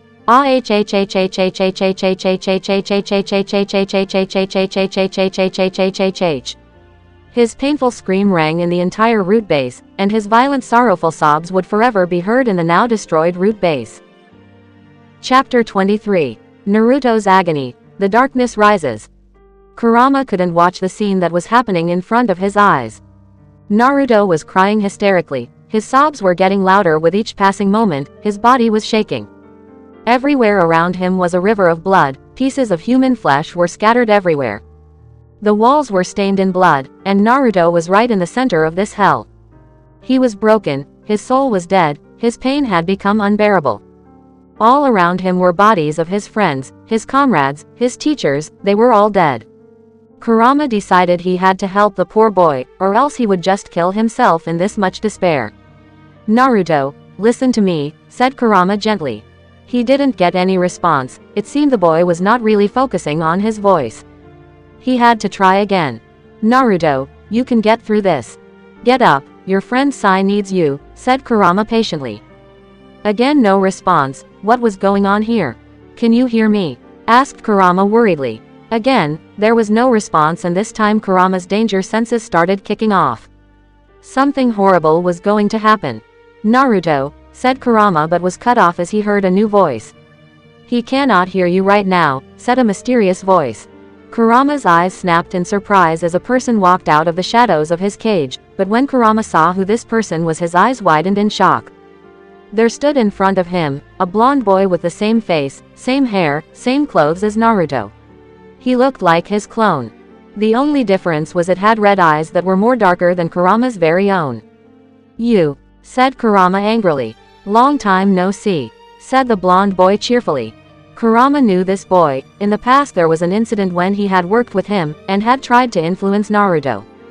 "After all these years, why have you showed up now?" asked Kurama sternly. The blonde boy pouted on hearing that. He was also making an innocent face, but Kurama knew all of this was fake. The person in front of him was more devious than the Biju himself. And was the worst enemy for Naruto, right now. "I'm hurt, Kyubi-chan, is that how you greet your best friend?" asked the blonde boy in a hurt voice. This seemed to anger Kurama more, as he tried to stab the boy with his claws, but he backflipped away easily with a smirk on his face. My, you are still hot-headed," said the blonde boy in an amused voice. "Answer me," yelled Kurama angrily. Kurama's angry voice seemed to irritate the blonde boy, as all playfulness vanished from his face, and he looked at the Biju with a mad look in his red eyes. "I came here to finish what we started a few years ago," yelled the blonde boy madly, and started chuckling hysterically. Kurama's eyes widened in shock and fear. This person was none other than Naruto's dark side. Before Kurama and Naruto became friends, the Biju had worked together with this side of Naruto in order to get out of the cage. Dark Naruto had the power to control Naruto's emotions when he was broken, or when he got very angry. The fourth Hokage's seal prevented Kurama to cause any significant influence and damage to Naruto, but it was different in the case of this dark side of Naruto's personality. He was a part of Naruto, formed due to all the negative feelings the real Naruto had to face in his life. Dark Naruto resembled anger, hatred, sorrow, misery and revenge. He was a part of Naruto. As a result, he was not bound by the fourth Hokage's seal, but his power depended on the will of the real Naruto. If the real Naruto got weak, or if his spirit broke, or when he was very angry, then Dark Naruto could influence him without showing any signs of his presence. Kurama remembered a few years back, he and Dark Naruto had worked together. Naruto had been fighting Sasuke in a spar at the academy, and somehow Sasuke said something that greatly angered the real Naruto. At that time, with Dark Naruto's help, Kurama had tried to take over Naruto's body, but somehow real Naruto's will was strong and he stopped both Kurama and Dark Naruto.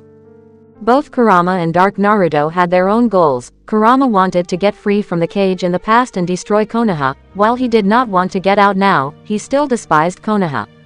On the other hand, Dark Naruto was a form of Naruto's hatred. He wanted to take revenge on Konoha for all they did to his real form, all the pain they put him through. He wanted to destroy each and every one person in the Hidden Leaf Village, and his dream was very powerful. And this was the moment he was going to strike and have his revenge. The real Naruto was broken and he was going to take advantage of it. "You can't be thinking of," said Kurama in shock. "It is exactly as you think. I will destroy Konoha tonight and everyone in it," said Dark Naruto murderously. "I won't let you harm Naruto," said Kurama angrily. Dark Naruto again chuckled on hearing that. The Biju's attempts were pointless now, he had the power now. "You still don't get it, do you?" asked Dark Naruto calmly. Kurama frowned on hearing that question. What did that idiot mean? "This is Naruto's mind, or in other words my mind. I am Naruto's dark side. I am his darkness, for all these years that fool kept me at bay, but now I can have my revenge on Danzo, on Konoha, on you, on everyone. Said Dark Naruto with a smirk. Naruto will stop you again, said Kurama confidently. Can he? Asked Dark Naruto with narrowed eyes. What? Asked Kurama in surprise. Why was Dark Naruto so confident this time? Dark Naruto seemed to understand what the Biju was thinking and decided to explain it to the beast. After all, it would be fun to see his shocked face, thought Dark Naruto mischievously. Don't you get it? Naruto is broken, his soul is dead, his will is finished. The pain of killing his friends, comrades, teachers has killed him, he cannot take it anymore. The only thing left in his heart is sadness and misery, explained Dark Naruto calmly. What does it matter to you? Asked Kurama firmly. Everything. My power is his darkness, his pain, his misery, his sadness, his anger, and his hatred. I represent all of it, and right now my power is greater than yours, stated Dark Naruto proudly. You can't mean? Asked Kurama in shock. They were fucked now. Yes, I am going to destroy the original Naruto, I will destroy his soul and I will have my revenge. Said Dark Naruto with determination. You, said Kurama but was cut off, as Dark Naruto disappeared. We are fucked, thought Kurama worriedly. The real Naruto found himself in his mindscape, he was floating on the surface of a river. But it didn't matter anymore, he had enough, he just wanted all of it to end. Why? The real Naruto's painful voice echoes in the dark corridor, where the only sound was of the floating river. The fact that Naruto couldn't see his partner Kurama was alarming, but it seemed he didn't care about anything anymore. Why did this happen? Asked the real Naruto sadly. Tears freely flowed from his eyes, he couldn't forget all the cries of the men he killed tonight, their screams still rang in his mind. Two small Sharingan eyes appeared in front of the real Naruto, and looked at him sternly. How will you face this pain? Asked a mysterious voice. Suddenly Naruto found a clone of himself with dark red Sharingan eyes, floating on top of him. The real Naruto just looked at him with his dead eyes, nothing mattered to him anymore. I don't know, said the real Naruto in a dead voice. Let me hear your answer, said Dark Naruto again, his Sharingan bore into the real Naruto's dead eyes. But the real Naruto didn't answer, and more tears flowed from his eyes. It hurts, said Naruto in a choked voice. What hurts? Asked Dark Naruto with a smirk. Things were going according to his plan. I can't take it anymore. I don't know what I'm supposed to do, said the real Naruto in a depressed voice. Let's make the world feel pain, said Dark Naruto firmly. I don't care about anything anymore. I killed all of them, their screams, get it out of my head, pleaded the real Naruto. Love gives birth to sacrifice, which brings forth hatred and lets you know pain, said Dark Naruto seriously. Dark Naruto's Sharingan started to swirl and were now looking clearly in the real Naruto's eyes. Remember your pain, remember your hatred, said Dark Naruto loudly. Dark Naruto's Sharingan changed into the Mangekyo state. Tsukiyomi. He then flashed Naruto's entire life in front of him, the hatred of the villagers, his first kills.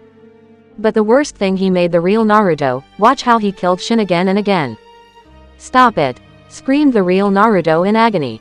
Only 71 hours, 59 minutes and 59 seconds more to go. This is the beginning of your suffering, said Dark Naruto sadistically. Naruto's painful screams would echo in the entire mindscape continuously. Kurama didn't know what was going on, he was yelling at the top of his lungs, but no answer was coming from Naruto. He was just sitting in the same place in the base, but it seemed as if his consciousness was not there. The Biju's eyes widened in shock as he remembered Dark Naruto's words.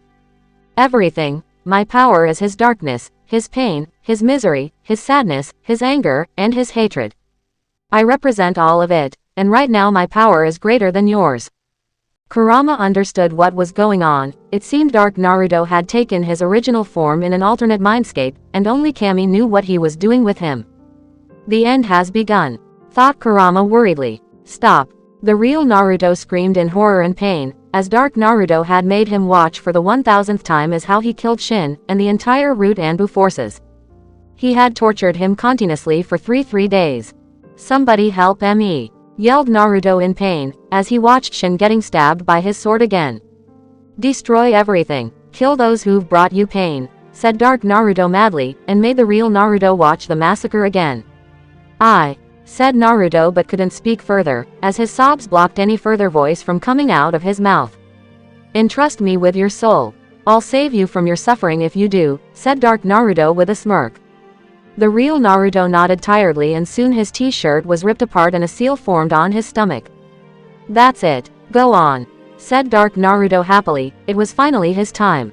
The real Naruto's eyes changed to complete red, and his body started floating towards the Dark Naruto. Embrace me, brother, yelled Dark Naruto madly. Both the Naruto's bodies connected and there was a large explosion in the mindscape. Yes, no pain. Kurama's eyes widened in shock, as he felt a massive amount of his chakra being taken away from him. Suddenly 2 figures appeared several feet away from his cage, and Kurama couldn't believe what he was seeing. The Dark Naruto had embraced the real Naruto, and both of their eyes were of the same color now. I'm finally free, Kyuubi, said Dark Naruto seriously. Balls! Screamed Kurama. The Anbu commander's eyes widened in fear as he saw a blast of a very familiar red chakra cut straight through the sky. The barrier which he had formed prevented anybody who was inside to get out, and also did not allow any sound to be heard. But the thing which he was seeing terrified him. A ray of red chakra was leaking from a far end of the root base, and the Anbu commander's eyes widened in shock when a mark appeared on his hand. His fears were true, and all hell was gonna break loose now. Clones, hold the barrier as long as possible. It's an order, don't let the barrier down or Konoha is finished, yelled the Anbu commander loudly. Hi Captain, what are you going to do? Asked all the clones together, even they knew what bloody situation they were in now. The Anbu commander looked at the kanji showing the word 5 on his hand, and he steeled himself. I'm going in. Sai dodged another strike from Danzo and backflipped a few meters away. He had been doing this for a few moments, and he just wanted Naruto to come. But suddenly both he and Danzo felt a blast of a malicious chakra in the entire base. Suddenly loud footsteps approached their position at lightning speed. Bang! Bang! Bang! Bang! Bang! Boom! The entire wall of the corridor was blown to dust as a figure approached from the shadows. Sai collapsed flat on the ground. The Ki was out of this world. He had not felt and seen such a foul chakra in his entire life. Danzo meanwhile knew what this thing was, and a bead of sweat rolled off his head. The memories of the incident 15 years ago flashed through his mind, and a shiver ran down his spine as he remembered the horrible night. It seemed history was going to repeat itself after 15 years again. Danzo slowly turned around, in order to face his opponent, and some fear rose in his body as he watched the terrifying creature that was in front of him. Do you hate me? Asked Danzo calmly. He somehow was trying to control his nerves, but this chakra was making him shake in fear. There stood in front of him a middle-sized fox-looking human. His entire body was covered in red chakra, and no skin was visible at all. His eyes were now of a monster, his teeth had become canine, and his nails had turned into large claws. But the most terrifying thing were the 5 tails on his back, that were floating murderously. I'm gonna kill you, yelled the creature. The fight for Konoha's survival had just began. Chapter 24. Hell Unleashed. True Despair. Danzo stared at the creature in front of him. It seemed Naruto had gone into some primary Jinchuriki form, but it was not perfect. I'm gonna kill you, yelled the creature. Sai's eyes widened in horror, as he saw what his friend had become. Using Kyuubi's chakra in such a raw manner would destroy Naruto's body. He had to stop it. Sai immediately took out a seal. For once he was thankful to Danzo for teaching him this Fuinjutsu. This was a technique to abruptly stop the flow of a tailed beast chakra into the Jinchuriki's chakra network for a few minutes. This would help in subduing the Jinchuriki, and prevent the escape of the tailed beast. But he had to do it now, or else this seal would not work if Naruto's tail increased to more than 6. Sai then suddenly remembered something that made his eyes widen in fear. Danzo had the upper hand here. If he somehow puts Naruto in a genjutsu with his Mangekyo Sharingan, then he can easily destroy the Hokage's forces. He won't need the root Anbu. With this much power, Naruto can easily destroy half of Konoha, thought Sai worriedly. He looked at his body. He was wounded, and in such a big fight he couldn't do anything. His friend had clearly lost his soul in despair, and Sai couldn't blame Naruto for this. Even Sai himself was feeling horrible after killing the root Anbu. Their screams, the blood, he could never forget this nightmare. And Naruto had endured far more than him, and it seemed he was broken now. They were shinobi. they were Anbu, the best Black Ops soldiers of Konoha. But, even they were human. Nobody understood that he and Naruto were just young kids, fight after fight, death after death. Watching everyone around you die in front of you, killing people who they once called comrades. Why did this have to happen? This pain, this guilt was unbearable. And looking at his friend, brought tears in Sai's eyes. He had to stop him, he would save Naruto, after all he was the only friend Sai had left in this world. Sai immediately took out a small sealing scroll and unsealed it on the ground. He took out a small brush from his pouch and ink from his pants. I cannot charge head-on. I would never be able to reach him without someone holding him steady. I have to perform this jutsu so I can stop him, thought Sai tactically. He started drawing something on the seal, in order to implement his strategy. Meanwhile Danzo stared at his opponent. He had to be very careful from now on. One mistake could prove to be very costly. I need some time in order to fully cast Kotoamatsukami on him. Until then I need to maintain distance and avoid his attacks, thought Danzo calmly. Danzo's Mangekyo Sharingan started rotating and immediately he flashed several meters away. It was as if he had just used a teleportation technique. It was no ordinary shunizan, because its speed was very great. He immediately performed a set of hand seals quickly.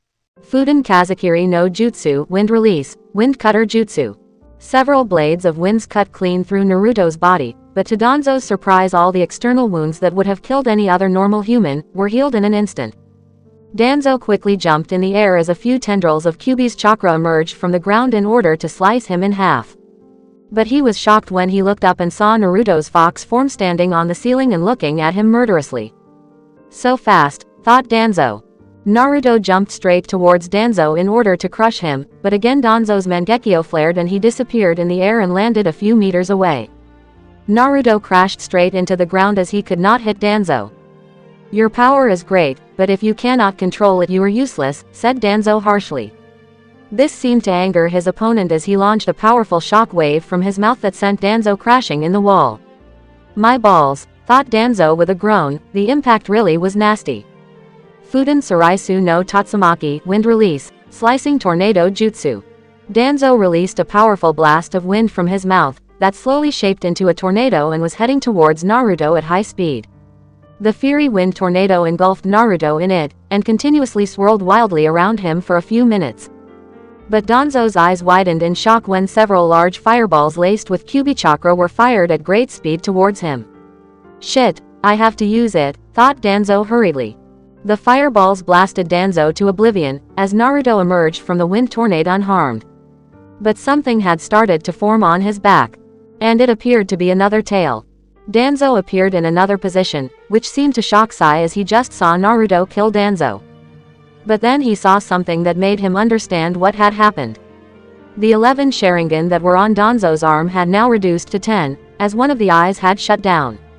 So he is using some kinjutsu of the uchiha, but is it a genjutsu or something else? Whatever it may be, it allows him to somehow escape death itself.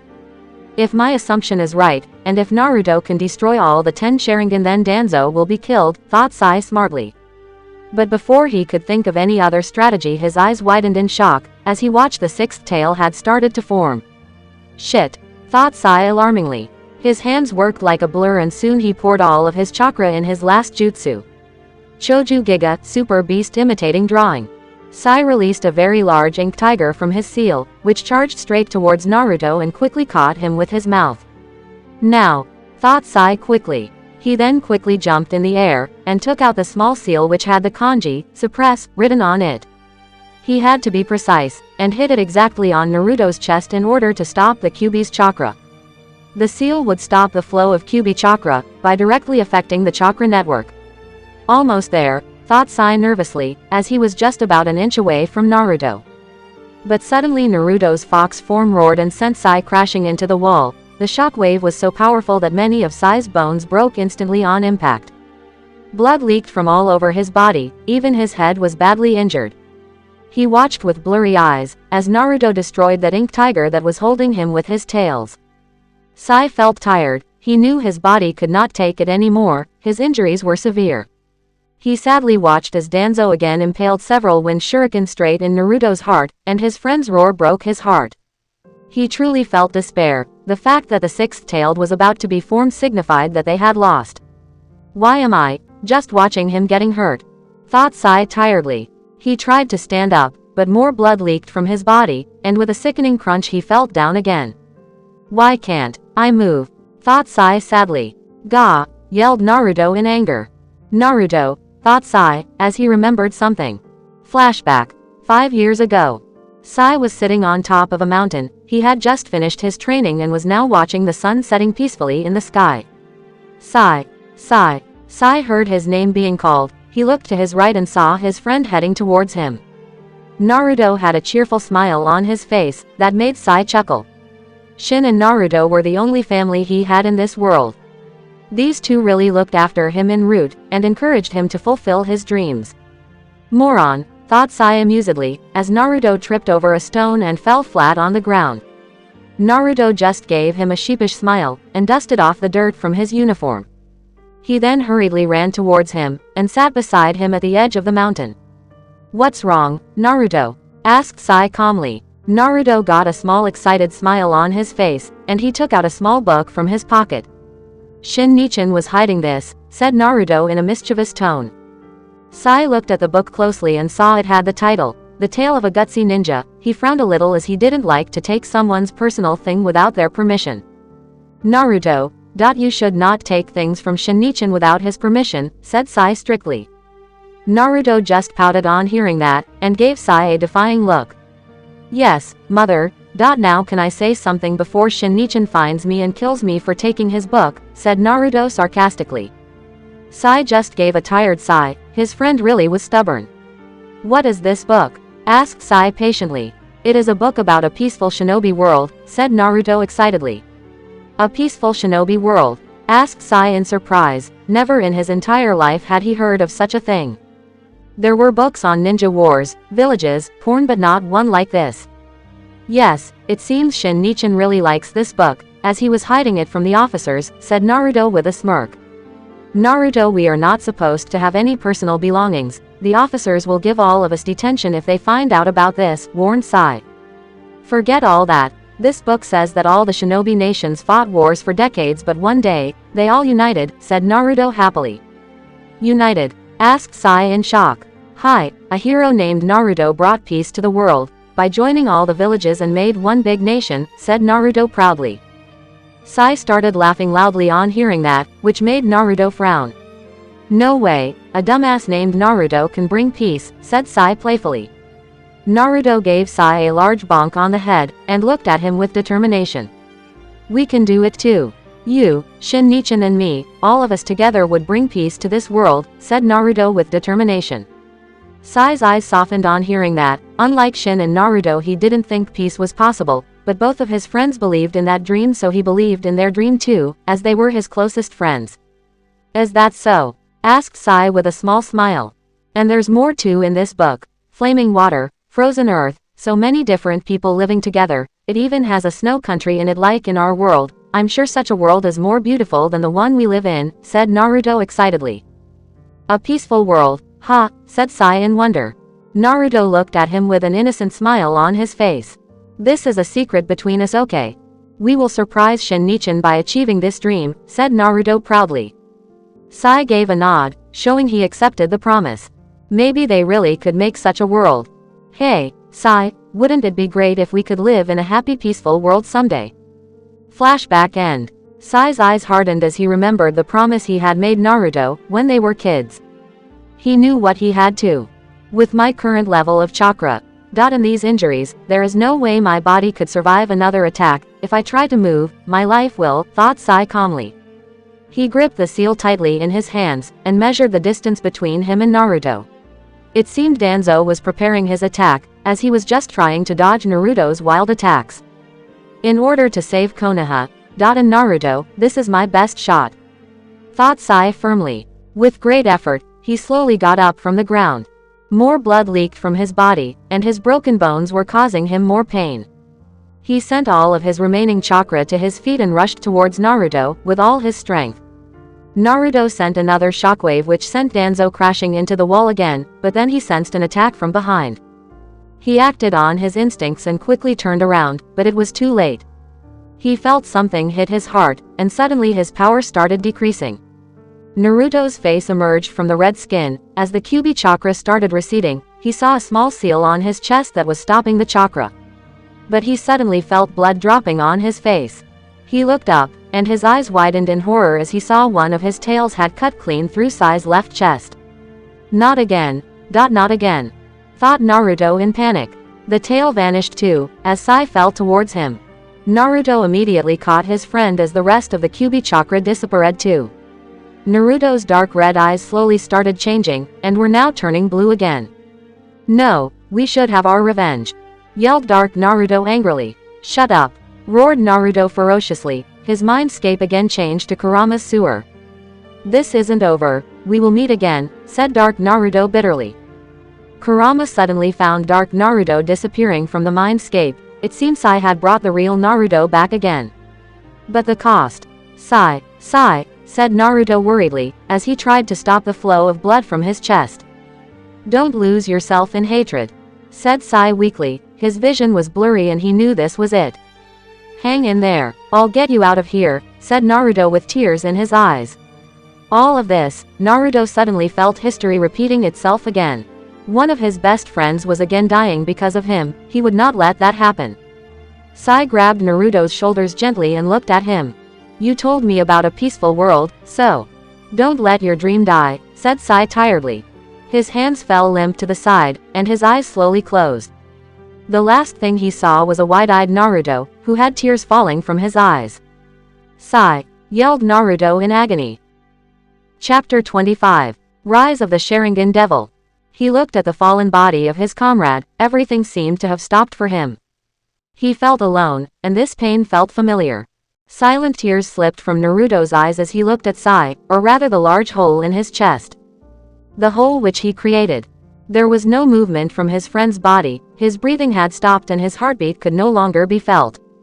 But despite all of this, there was a peaceful smile on his face. It looked as if Sai had finally found a place where there was no fighting, where there were no wars, and where he could live peacefully. Baka, thought Naruto sadly. Fuden Kaden Shuriken Wind Release, Rotating Shuriken Jutsu. Naruto heard the sound of several shuriken coming towards him, and prepared himself to dodge with Sai's body, but heard another voice. Mokuden, Moku Joheki Wood Release, Wood Locking Wall. A large wooden wall was formed behind Naruto and Sai's position, and the shuriken attack collided with it. Naruto slowly looked up, and saw the Anbu commander was standing in front of him. So, it's already over, said the Anbu commander seriously, as he looked at Sai's body. Hi, he stopped me by placing this seal, said Naruto stoically. It seemed he had just sealed away all the emotions he had. The Anbu commander gave a short bow in order to show his respect for the young Anbu, who sacrificed himself for the village, and most of all for his friend. Commander, can you hold off Danzo for a few moments? Requested Naruto calmly. The Anbu commander seemed surprised by this request, but one look in the blonde boy's eyes showed him he was already dead. He needed a moment to grieve for his friend.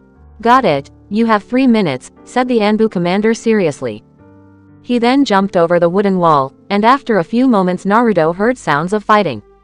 The Anbu commander was not a person who talked much. Naruto coughed up a lot of blood, but quickly brought his hand forward and did not allow a single drop of his blood to fall on Sai's body.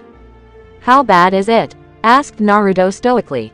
Kurama was quite shocked by hearing this. He expected Naruto to cry his eyes out, but it seemed the amount of emotional damage which Naruto had suffered was far worse. Are you okay? Asked Kurama in a gentle tone. He was quite surprised by Naruto's reply. We don't have time to talk about my feelings, they do not matter. I asked you a question, will you comply? Asked Naruto stoically. It's bad, you shouldn't have fallen and used my chakra. Maybe, said Kurama but was cut off. Can I fight in this condition? Asked Naruto firmly. You can, but this would only damage your body more. You need to rest, advised Kurama. Thank you for the concern, but I came here to do something, and I'll finish it, said Naruto seriously.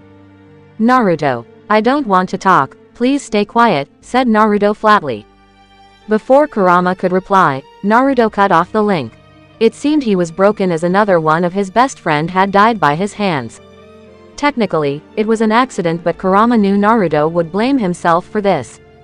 Naruto gently laid Sai's body on the ground, and wiped off a few stains of blood from his face. "Rest, brother," said Naruto gently. He then jumped over the wall. He saw the Anbu commander and Danzo fighting at some distance. He calmed himself down. He had nothing left to lose now. The only thing that remained was the mission and its objectives. He saw the 10 Sharingan on Danzo's arms, and his sensor abilities made him realize that Danzo's chakra was very similar to the Anbu commander. Combining both these facts, only one thing came to his mind, as he realized what Danzo was doing. And he would see that Danzo would pay for his crimes against Konoha, against every root Anbu, against Shin, against Rei, and against Sai, no matter the cost. "Commander," said Naruto loudly. The Anbu commander heard his voice, and gave one kick to Danzo and backflipped away towards Naruto. "So, you ready to fight together against him? He's tough and those Sharingan are a pain in the ass," said the Anbu commander harshly. He was quite surprised when Naruto stepped in front of him, and unsheathed his sword. "We are not fighting together," said Naruto finally. "What? That is the best choice in the current situation. Now is not the time for revenge," scolded the Anbu commander. Naruto turned around, and the Anbu commander was quite surprised by the look in his eyes. "Who said anything about revenge? My feelings have been resolved, and I am focused on the mission. Sai Sato died in the line of duty. His sacrifice would help this village," said Naruto emotionlessly. "He was said the Anbu commander calmly. "Sai will forever be with me. He entrusted me with his dreams. He would want me to complete what we started together," said Naruto calmly. "But you are not strong enough," said the Anbu commander harshly. Naruto turned quickly, and in a blink of an eye his sword was pointed at the Anbu commander's throat. His 3 Tomo Sharingan looked in the commander's eyes. "This is my fight. This sword belonged to my big brother, and this blood on my face is of my best friend, and the blood on this sword is of the men I killed tonight. All these deaths happened due to this man's madness. This is my mission, and I will finish it today. Back off, or I might kill you too," said Naruto murderously. His ki flared in the corridor, and the look in his Sharingan eyes showed the commander that the boy had now become a true shinobi. There was no point in stopping him now. "Very well," said the Anbu commander. "Commander, I have left the person whom I mentioned in another part of the base. A few of my clones are guarding the position. Please retrieve that person and take Sai's body with you. I'll finish things here," said Naruto firmly. "Understood," said the Anbu commander, and then jumped away. Naruto turned around and looked at his opponent without any type of emotion on his face. His posture was calm, his eyes were firm, and his sword shined brightly with blood. Danzo finally realized something, and he gave a small nod to the boy in respect. "So, you finally became a true shinobi. The look in your eyes has changed," said Danzo calmly, and took out a kunai. Naruto didn't answer but just raised his sword, and increased his ki. "Let's go," said Naruto calmly. Danzo's eyes widened in surprise, as Naruto disappeared in an instant, and before he could think further, he felt a sword cut clean through his neck. But the Danzo that was killed disappeared as an illusion. Naruto performed another set of hand seals, and fired his jutsu on his left side. Suiten, Hahenryu, water release, rapid crasher. A wall of water rushed towards the left side, and a moment later Danzo appeared there, and his eyes widened in shock as he was sent crashing into the wall due to the water wall. How did he? Thought Danzo in shock. But he had to raise his kunai as Naruto suddenly flashed in front of him, and slashed his sword at him. The sparks flew in the air, as the metal clashed with one another. Danzo was again shocked as he looked into Naruto's eyes, which changed into Mangekyo Sharingan. Amaterasu. Black flames started burning Danzo's face, but he again disappeared as an illusion.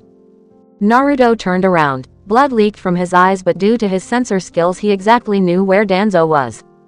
And he was proved right, as he saw Danzo standing on top of small debris, and the man looked more alarmed than ever. "How do you know where I am going to show up?" asked Danzo sternly. Naruto didn't reply and sent his sword sailing towards Danzo at high speed. The old man used his Mangekyo in order to flash a few meters away and was shocked when he saw a mass of sparkling chakra in Naruto's right arm. Chidori. Naruto's lightning ball cut clean through Danzo's chest, and the man coughed up blood and disappeared again as an illusion. Danzo appeared behind Naruto and attempted to behead him, but was shocked again when Naruto in front of him bursted into crows. A kunai cut clean through Danzo's chest, and when he looked back he saw Naruto standing in front of him. 7 more Izanagi to go, said Naruto calmly. The illusion jutsu occurred again, as Danzo again disappeared, but the shock in the man's eyes could clearly be seen. Naruto jumped towards the debris and gracefully picked up his sword. He took in a deep breath as he sensed Danzo appear on his west side again, though the man was several meters away. So you know about Izanagi, you are an uchiha, after all. I regret the fact that I couldn't finish you with your clan on that night, said Danzo bitterly. Naruto's entire body sparkled with blue chakra, and his cold Sharingan eyes glared at Danzo murderously. Your real regret has not even begun yet. I'll tear you apart, I'm gonna rip you to pieces, and wipe you off the face of this world, said Naruto murderously. Danzo took a step back. He really was shocked with such a malicious hatred in the boy's voice, and for once in his life Danzo truly felt his life was in danger now, as he was facing a devil right now, one whose only motive was to kill him. Naruto performed hand seals, at such fast speed that Danzo couldn't copy his jutsu, even with the help of his Sharingan. Kaden. Goka Mekyaku, Fire Release, Great Fire Annihilation. A tidal wall of fire rushed towards Danzo, it burned everything in its path. Danzo didn't have any place left to perform his Shunshin. Izanagi, I have 6 more chances if I include my Mangekyo also. Thought Danzo and performed his jutsu. It's already over for him, thought Naruto calmly. The fire wall burnt Danzo's body as he vanished as an illusion again, and appeared behind Naruto again. He attempted to behead Naruto instantly, and swiped his kunai towards Naruto's neck. Katsu. Danzo watched in shock, as the Naruto in front of him blasted away and took it with him.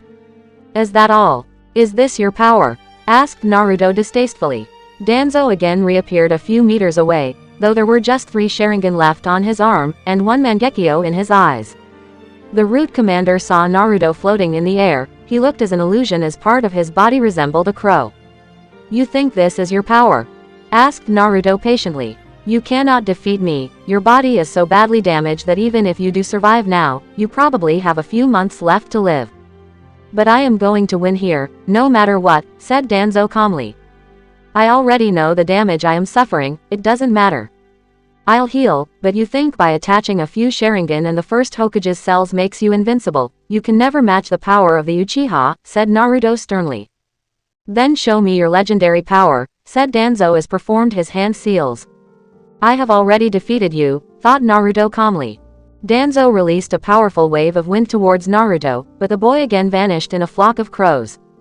Naruto flipped in the air, and released his attack in all directions. Shuriken number jutsu.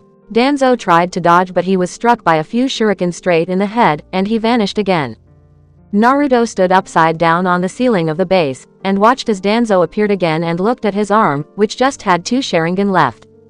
No matter what he does, his body does not have the stamina which the Uchiha have, nor can he cast his genjutsu perfectly no matter how powerful his Mangekyo may be. A weapon is only lethal if used effectively, thought Naruto calmly. Naruto launched himself like a missile towards Danzo and sliced his head off before the man could even react. Naruto, you are shortening your life, if you keep this up then I doubt any human could heal your damaged body, warned Kurama. I'll do something about this problem, now let me fight, said Naruto strictly. Kurama angrily gave a punch to his cage. Why could the boy never understand? His body was so badly damaged, the effects were not visible now, but in a few days Kurama knew Naruto would see the effects. But it seemed the boy didn't care, or he was hopeful that he could find a cure for his damaged body. Kurama surely hoped it was the latter. Danzo appeared in front of Naruto. Now he only had 1 Sharingan left on his hand. Just 10 seconds, after that I will cast Kodoamatsukami on him, thought Danzo tactically.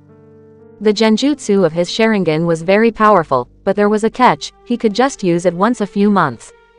If he had not implanted Hashirama Senju's DNA into Shisui's Mangekyo, then he doubted it could reactivate again before a few years. Danzo rushed towards Naruto, and sent a right hook towards his face, which Naruto blocked with his left hand. Naruto then gave a hard kick on Danzo's balls, and crushed them. He then grabbed Danzo's legs and dropped him to the ground. Naruto then flipped in the air and gave a hard punch that broke Danzo's skull. But the old freak vanished again.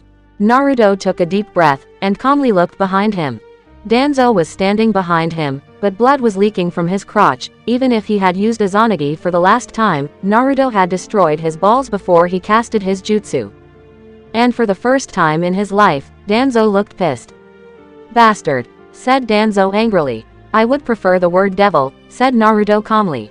Danzo watched as the last Sharingan on his hand closed forever, but it was worth it. "It's over," said Danzo as his Sharingan changed to Mangekyo form. Koto Amatsukami.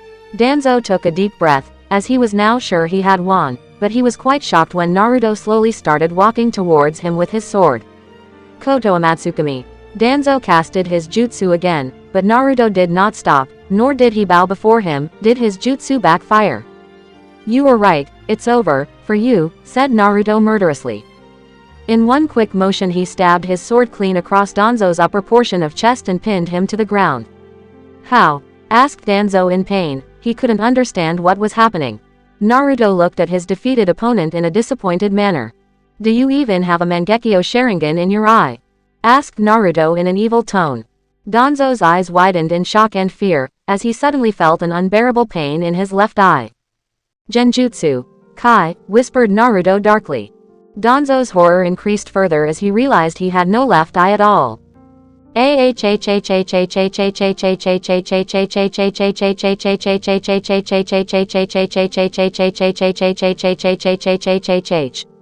Danzo screamed in pain, as the sensations finally hit him, and a large amount of blood started dropping from his eyes.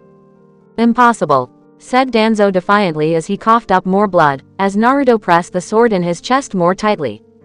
"You lost your Mangekyo very early in the fight. From the moment you looked at my Mangekyo Sharingan you were in my Genjutsu. The fact that I took out your eye, without you even realizing it, is a proof of that." "Look where your eye is," said Naruto calmly. Naruto pointed his finger in another direction, and Danzo wearily saw a clone of Naruto holding the Mangekyo Sharingan in a jar. Danzo for the first time in his life felt outclassed. This boy, no, this devil had beaten him and had toyed with him during the entire fight. Naruto wanted him to feel despair.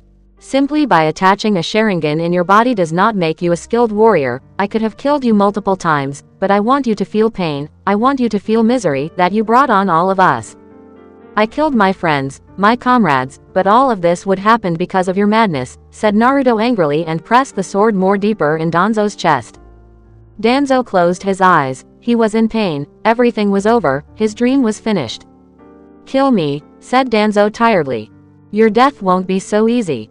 I'll make you feel pain. I'm going to make you watch as I cut every piece of your filthy body, and you won't die until I have destroyed your body and mind completely," said Naruto murderously.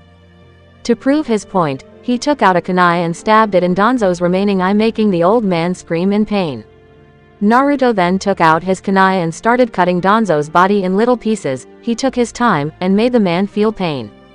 Danzo screamed continuously, as Naruto started ripping out flesh from his stomach. It was hell, this was worse than death. Kurama watched in horror, as for the next 1 hour Naruto destroyed Danzo's body piece by piece. It was cannibalism at its best.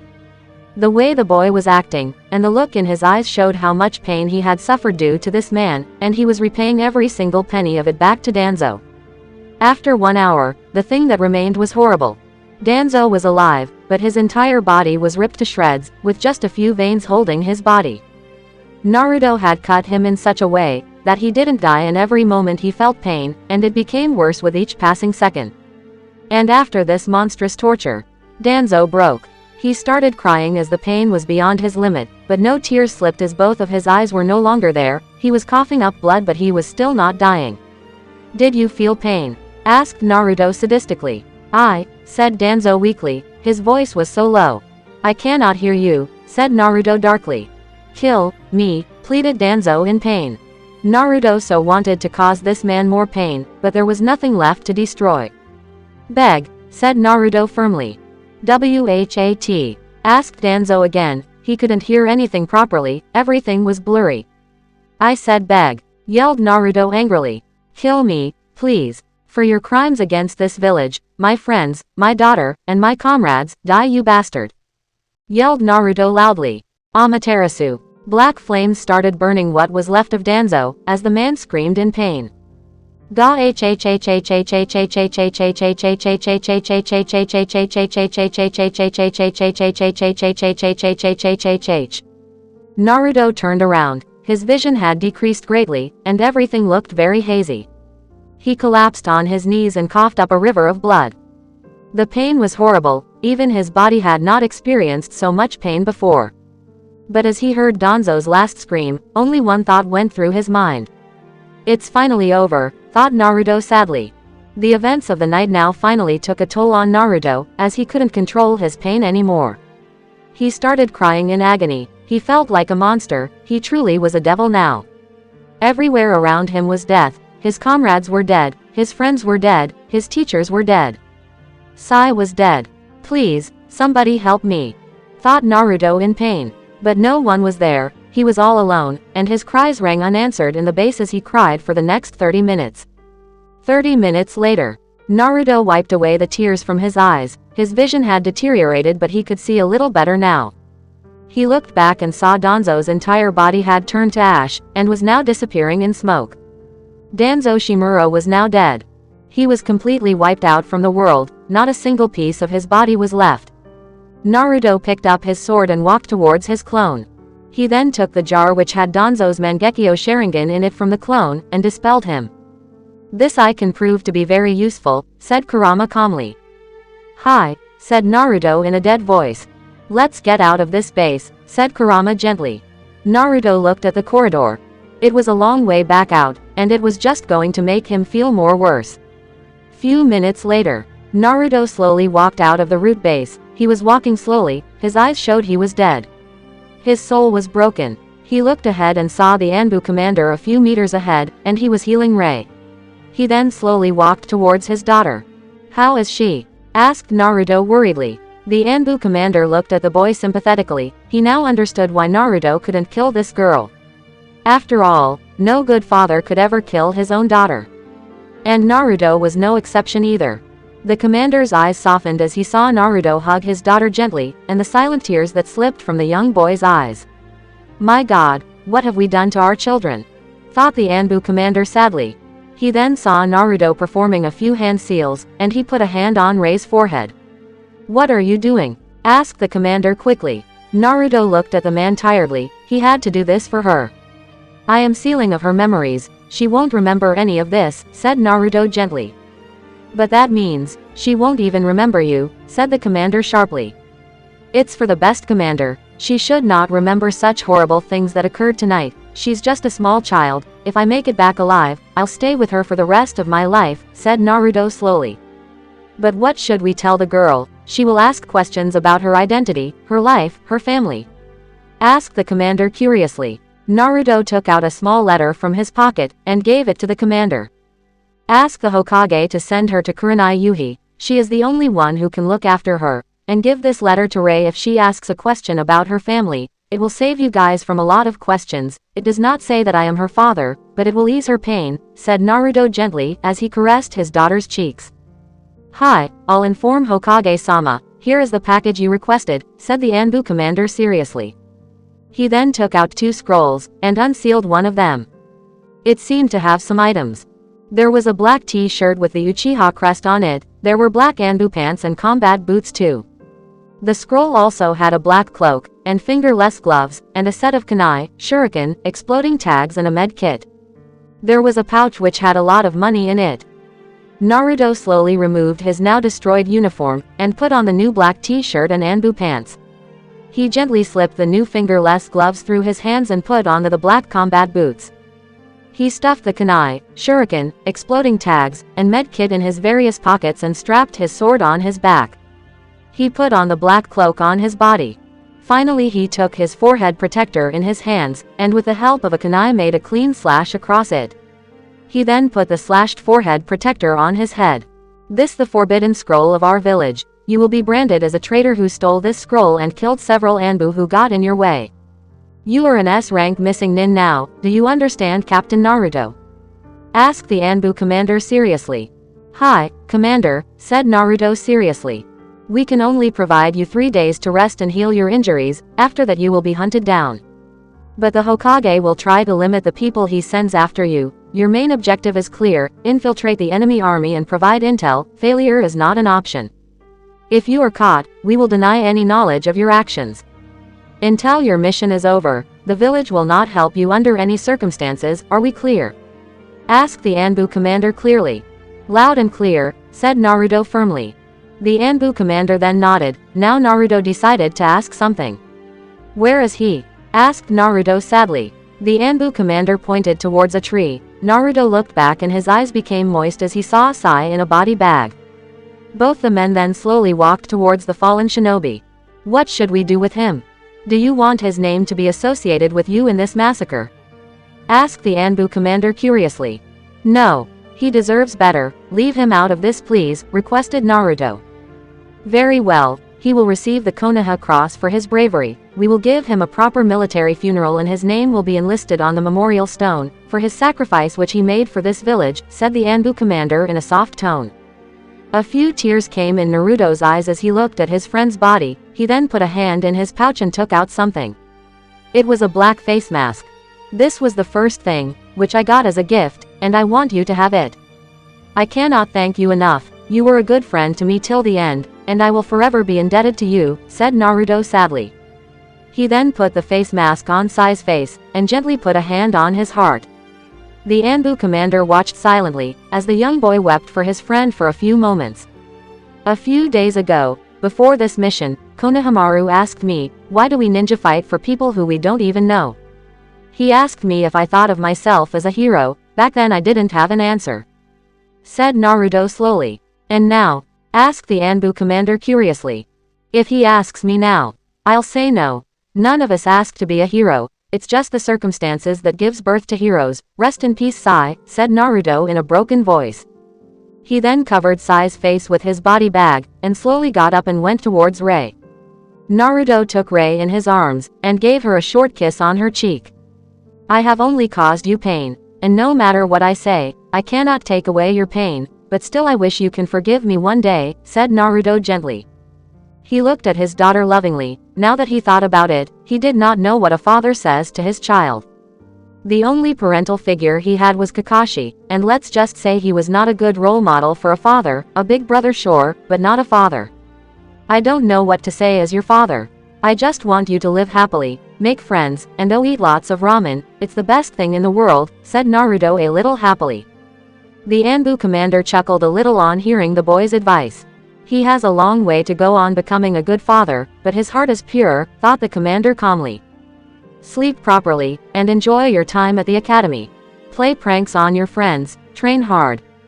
Said Naruto sadly, as more tears slipped from his eyes. The Anbu commander stepped forward and put a hand on the boy's shoulders. Naruto gave him a grateful nod. It seemed the man understood his pain as a fellow soldier. And try not to follow my path, and no matter what people say you should be what your heart tells you to be. If I make it back alive, I promise I'll make it up to you, promised Naruto firmly. We'll take care of her, said the Anbu commander gently. Rei-chan, no matter what happens I'll always love you, said Naruto lovingly, and kissed Rei for one last time. He then gently wrapped a small necklace around Rei's neck, and slowly got up. Naruto's eyes hardened and he gave one last salute to his commander. The Anbu commander saluted him back with respect. Just as Naruto turned around, he heard the commander's voice. Naruto, things are going to get worse from now, said the Anbu commander gently. It looked as if he was talking to Naruto not as a commander but as a fellow soldier. There are still enemies out there, said Naruto firmly. When the people find out what you did, they'll call for your blood, warned the Anbu commander. Naruto didn't turn around, and instead answered in a calm and gentle voice. When they find out, they'll call me a monster, a demon, a butcher and all kinds of vile crap, but I won't give them a goddamn answer, said Naruto firmly. The Anbu commander was now generally curious. He knew the mission was a top secret so Naruto was bound to keep quiet, and he knew Naruto was one of the most loyal shinobi this village ever had. But still, how would the boy bear the hatred of the entire world? Why? What reason apart from the mission, do you have that you would not answer the people's accusations? Asked the Anbu commander curiously. Naruto turned around and looked straight into the commander's eyes, and the man clearly understood the message. It's because they won't understand. They won't understand why I did this. They won't understand it was to save the future of this village, and you know the children are our future. That's it. That's all there is to it," said Naruto sadly, and the Anbu commander felt the passion in the boy's words and the pain behind them. "Hi," said the Anbu commander sadly. Naruto started walking away, and a lone tear slipped from the commander's eyes in respect for the boy and his determination. This was just the beginning of his struggle, his pain. Operation Ghost had just began. Chapter 26. New Faces. He ran as fast as his legs could take him. His vision was hazy, and blood was continuously dripping like a river from his mouth. Every cell in his body was burning, and it was taking all of his energy not to scream. This person was none other than Naruto Uchiha, the last Root Anbu captain, one of the 3 biggest traitors of the Hidden Leaf Village, and an S-rank criminal. For the past 3 days he had ran without stopping for even a second. The damage he had suffered during the mission was catastrophic. His comrade and best friend Sai Sato was killed in action, and Naruto's own body looked to be damaged beyond repair. He had overused his Mangekyo Sharingan so much that his vision was just a blur most of the time. It was fair to say, Operation Ghost had a very bad start. Danzo and Root were neutralized, but Naruto knew if he continued further, his chances of dying were very high. The fact that, after tonight he would be the primary target of the hunters of Konoha, and the entire shinobi world would be after his head. He could certainly take on many shinobi, but if an S-class shinobi showed up, in his current condition he would lose. One thing was clear, he would have to watch his back for the rest of his remaining life. That was his destiny. "Where are we going?" asked Kurama curiously. Cough, cough. "There is only one place right now, where we can rest safely, and there is only one person who I trust completely right now, and she can probably save me," said Naruto tiredly as more blood dropped from his mouth. "Your body is damaged at a cellular level. Since Danzo has been killed, the seal has been destroyed, but the damage has already been done. It looks as if this virus is destroying your cells. If your mother was not an Uzumaki, you would be dead in a few days," explained Kurama briefly. "Ha, ha, I know," said Naruto tiredly. His breathing was becoming more hard. "This person, who is she?" asked Kurama simply.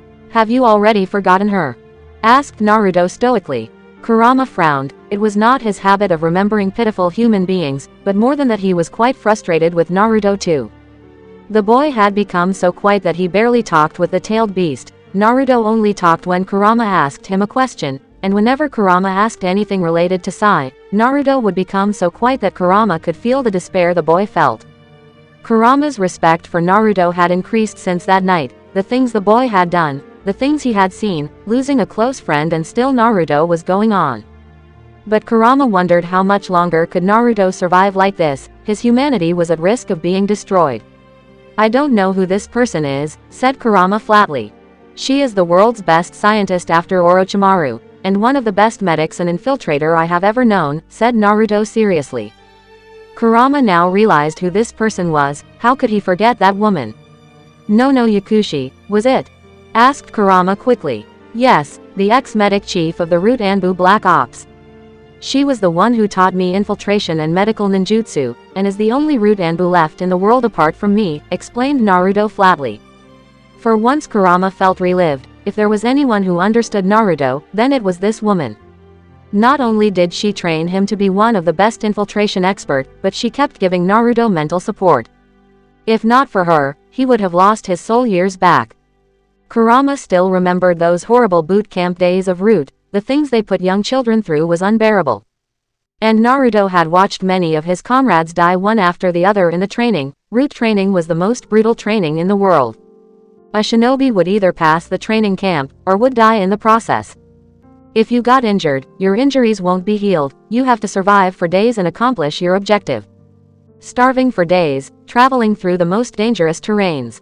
The causality rate of this training was catastrophic. It was as high as 90%, which meant that out of 100 recruits, only 10 would pass boot camp while the rest would die. The main objective behind this was to get the best shinobi, and get rid of the weaklings. A harsh truth, but this was the reality of the shinobi world. While the rest of the world lived in light, Naruto lived in darkness. He was the last of an elite group of soldiers, and his struggle was just beginning.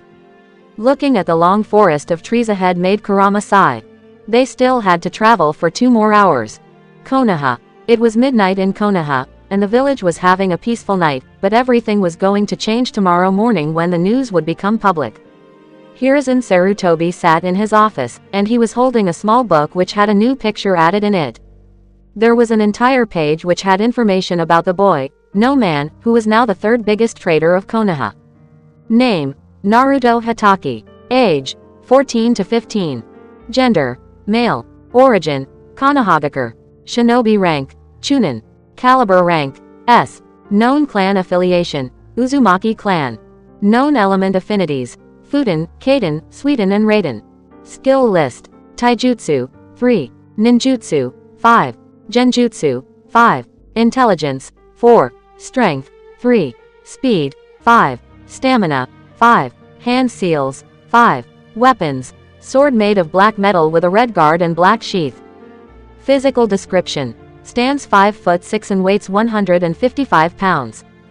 Golden blonde hair and blue eyes, tan skin, and is known to wear traditional leaf shinobi attire. Special abilities: a skilled censor. Known family: Hatake Kakashi, adoptive brother. Crime: slaughtered more than 300 Anbu Black Ops, stole the Forbidden Scroll and caused great destruction of property. Bounty: 50 million Ryo dead or alive stationed by Konoha. Is this information appropriate, Hokage-sama? Asked the Anbu commander who was standing beside Hiruzen. Ever since that night, the Anbu commander had worked continuously in order to hide this incident, and give Naruto the required time to escape to his hideout. Yes, we cannot disclose his identity as an Uchiha, but with this much information he would at least be considered a formidable threat which is required for his undercover operation, said Hiruzen seriously. The Anbu commander decided to ask a question which had been bugging him since the past 3 days. Hokage-sama, can I ask you something? Requested the Anbu commander. Speak freely, commander, said Hiruzen flatly. With all due respect, I don't know if you have made the right choice by sending the young boy on such a suicidal mission, said the Anbu commander truthfully. Hiruzen's head dropped in shame, but he knew this had to be done. You think I like this? Not a single second passes when I'm not thinking about Naruto. I watched the boy grow up and took care of him as best as I could. Do you think being a Hokage is a good job, where you only do paperwork, give speeches to young academy kids, and assign missions? Asked Hiruzen harshly. I didn't mean it like, said the Anbu commander quickly, but was stopped when Hiruzen raised his hand. This position is bloody, it is corrupt. Believe me, if someone more capable than me was available I would hand him this position, but the fact is there is no one. You have to send young kids to their deaths. This is not a fairy tale, this is the shinobi world where the strong survive and the weak perish. The fact that Konoha is facing another war is a more serious matter, explained Hiruzen sternly. The Anbu commander just sighed. Every word his leader has said was the truth.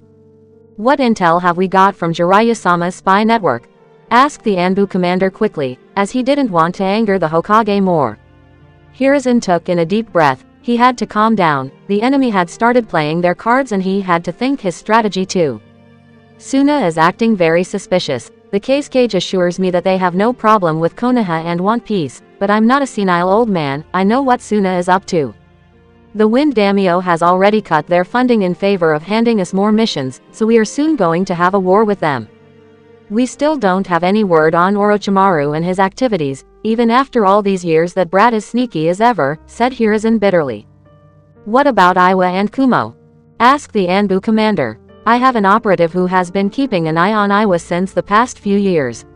Onoki is a madman who still hates us for his shameful defeat in the Third Great Ninja War, but even he knows the world is not ready for another Great Ninja War, so he has not taken any official action.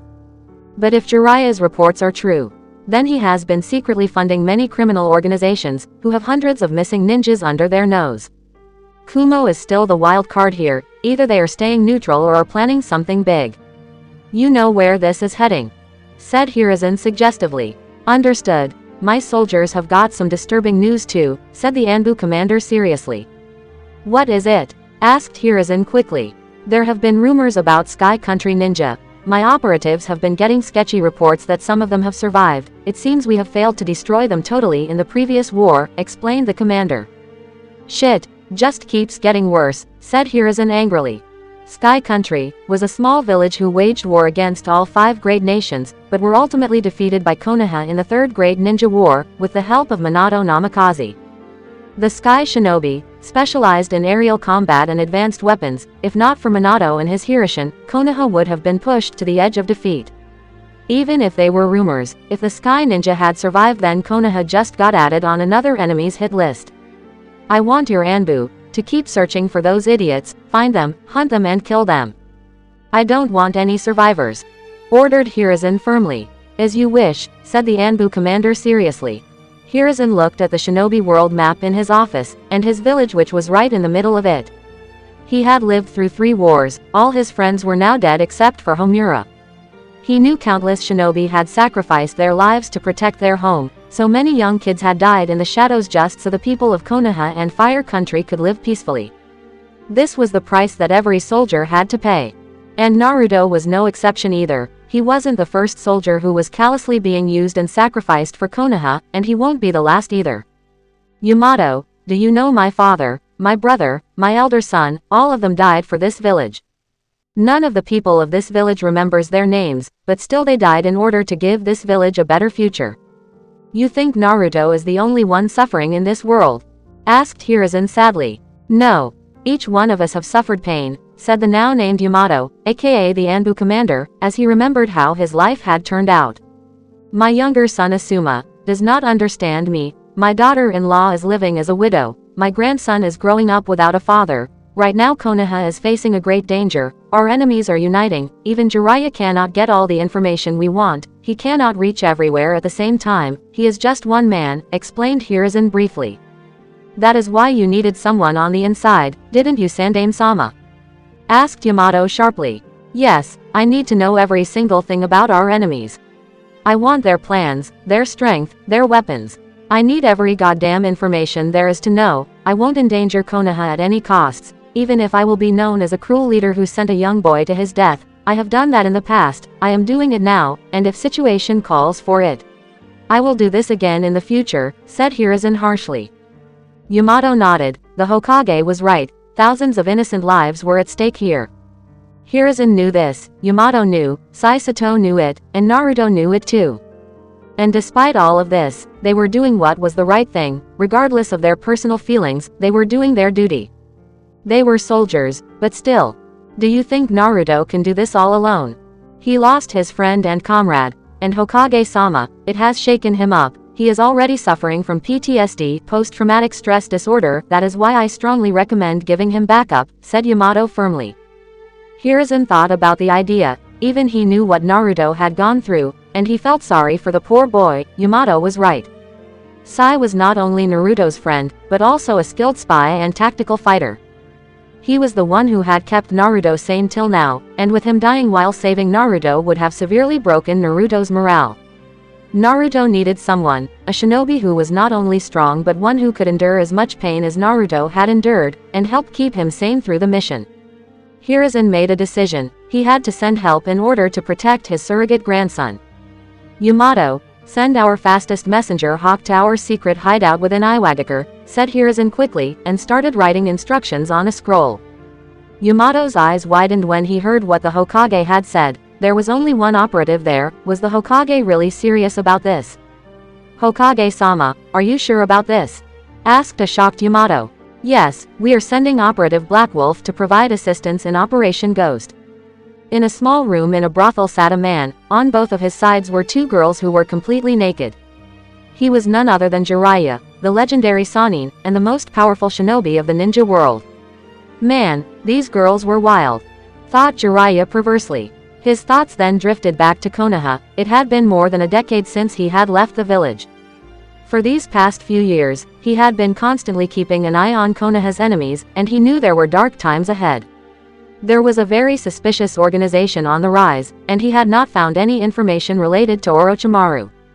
It was as if the snake Sannin had vanished from the face of the earth, but Jiraiya knew his friend better. What are you up to, Orochi-tem? Thought Jiraiya with a frown. But most of all he was worried about his godson, Naruto. He had been in constant touch with Hiruzen, and he was sad and happy at the same time. He was sad that his godson had a troubled childhood, and many people hated him, but he was happy that Kakashi had taken care of the boy and had trained him well. He felt extremely proud when Naruto awakened the Sharingan. He so badly wished to see the boy when he was made Chunin. But his duties always got in the way. He had to run the spy network. Suddenly there was a small puff of smoke in the room, and there was a small monkey now standing on Jiraiya's chest. There was a small scroll strapped on the monkey's legs. Jiraiya understood it was his sensei's summons, and he had sent him a message. Getting up from his bed, he put on his clothes and then slowly unsealed the scroll. He then started reading it, and his eyes widened in shock and fear when he saw Naruto's picture in the bingo book. And his surrogate godson was now an S-rank missing nin. He quickly jumped from the window of his room and performed a set of hand seals quickly. Kuchio's number jutsu, summoning jutsu. A large toad appeared in the alley. It had battle armor on its chest and a sword in its hand. Jiraiya, what do you need me for? Asked the toad curiously. We are going back home. In a small bar sat a woman. She was wearing a green haori with gambler written on its back. Her tight gray pants showed her well-toned legs and her firm ass. She had her silkily blonde hair tied in a long ponytail that reached up to her ass. Beside her was a beautiful woman. She had short brunette hair and a small cute face. She was holding a small pig in her arms and had a worried expression on her face. They were none other than Tsunade Senju and Shizune Kato. Tsunade's life had been one sad story. She was born into the great Senju clan and was the granddaughter of Hashirama Senju and Mito Uzumaki. She grew up to become one of the strongest shinobi of Konoha, but still she could not save the ones she loved most. Her parents died in the First Great Ninja War, shortly after her grandfather. Her younger brother Nawaki and her lover Dan were killed simultaneously in the successive world wars. She could never forget the pain when she saw the two people she loved the most die. It still haunted her. Her grandmother died too, but then Kushina and Minato came in her life. Kushina was her cousin, and her cheerful attitude had helped to ease Tsunade's pain. But Kami again had to ruin her life. The Kyuubi attack happened and Kushina and Minato died protecting the village, like every important person in her life had died. But as some people say, where there was darkness there was light too. She came to know that her cousin had a son born that night, and she had been asked by the Hokage to look after the child. At first she was nervous. She didn't know what a mother was supposed to do, but she knew she had to take care of Kushina's son. Quite frankly, the boy had become the joy of her life. He again brought the happiness in her life. She wanted to stay with him and provide the love of a mother. But she could never stay in Konoha. That place only brought her more painful memories. She wanted to take Naruto with her and raise him, but she was denied permission. Naruto was declared as the village's asset as he was a Jinchuriki, and was forbidden to leave the village. She and her student Shizune had fought tooth and nail to take Naruto with them. But they failed, and she was given a choice to either stay with Naruto or leave the village and do whatever she liked, but she could not take Naruto with her. And she made a decision. A choice, which she regretted now. She chose to abandon her nephew as she couldn't overcome her pain of staying in Konoha. She felt ashamed now. After a few years, she realized her mistake, but it was already too late. Naruto had been adopted by Kakashi Hatake, and was living a normal life again. She knew she would only cause him more pain if he found out that she abandoned him, and so despite the pain in her heart, she chose to let go of Naruto and let him live in peace. Even after all these years, not a single day passed when she and Shizune never thought about the little blonde boy. They had not kept any ties with the village, but Hiruzen had assured her that Naruto was happy and was living a good life. That was the only thing keeping her going. She really wanted to meet the boy. She loved him very much. There was suddenly a puff of smoke and a small monkey stood in front of her and Shizune. It had a small scroll strapped on its feet, and Tsunade realized it was her sensei's summons. Shizune took the scroll and handed it over to Tsunade. Tsunade unsealed the scroll, and both the women blushed a little when they saw a picture of a handsome blonde boy in a book. That senile old pervert, thought Tsunade irritatingly, was her sensei joking with her. But Shizune's eyes widened when she saw what the title of that book was. Tsunade-sama. It's the bingo book, said Shizune in surprise. Tsunade got curious, and then she looked closely at the picture of the handsome man, and her eyes widened in shock as she read what was written on it. That face. Those blue eyes. She could never forget who this person was, and her eyes started burning with feminine fury as she finished reading the scroll.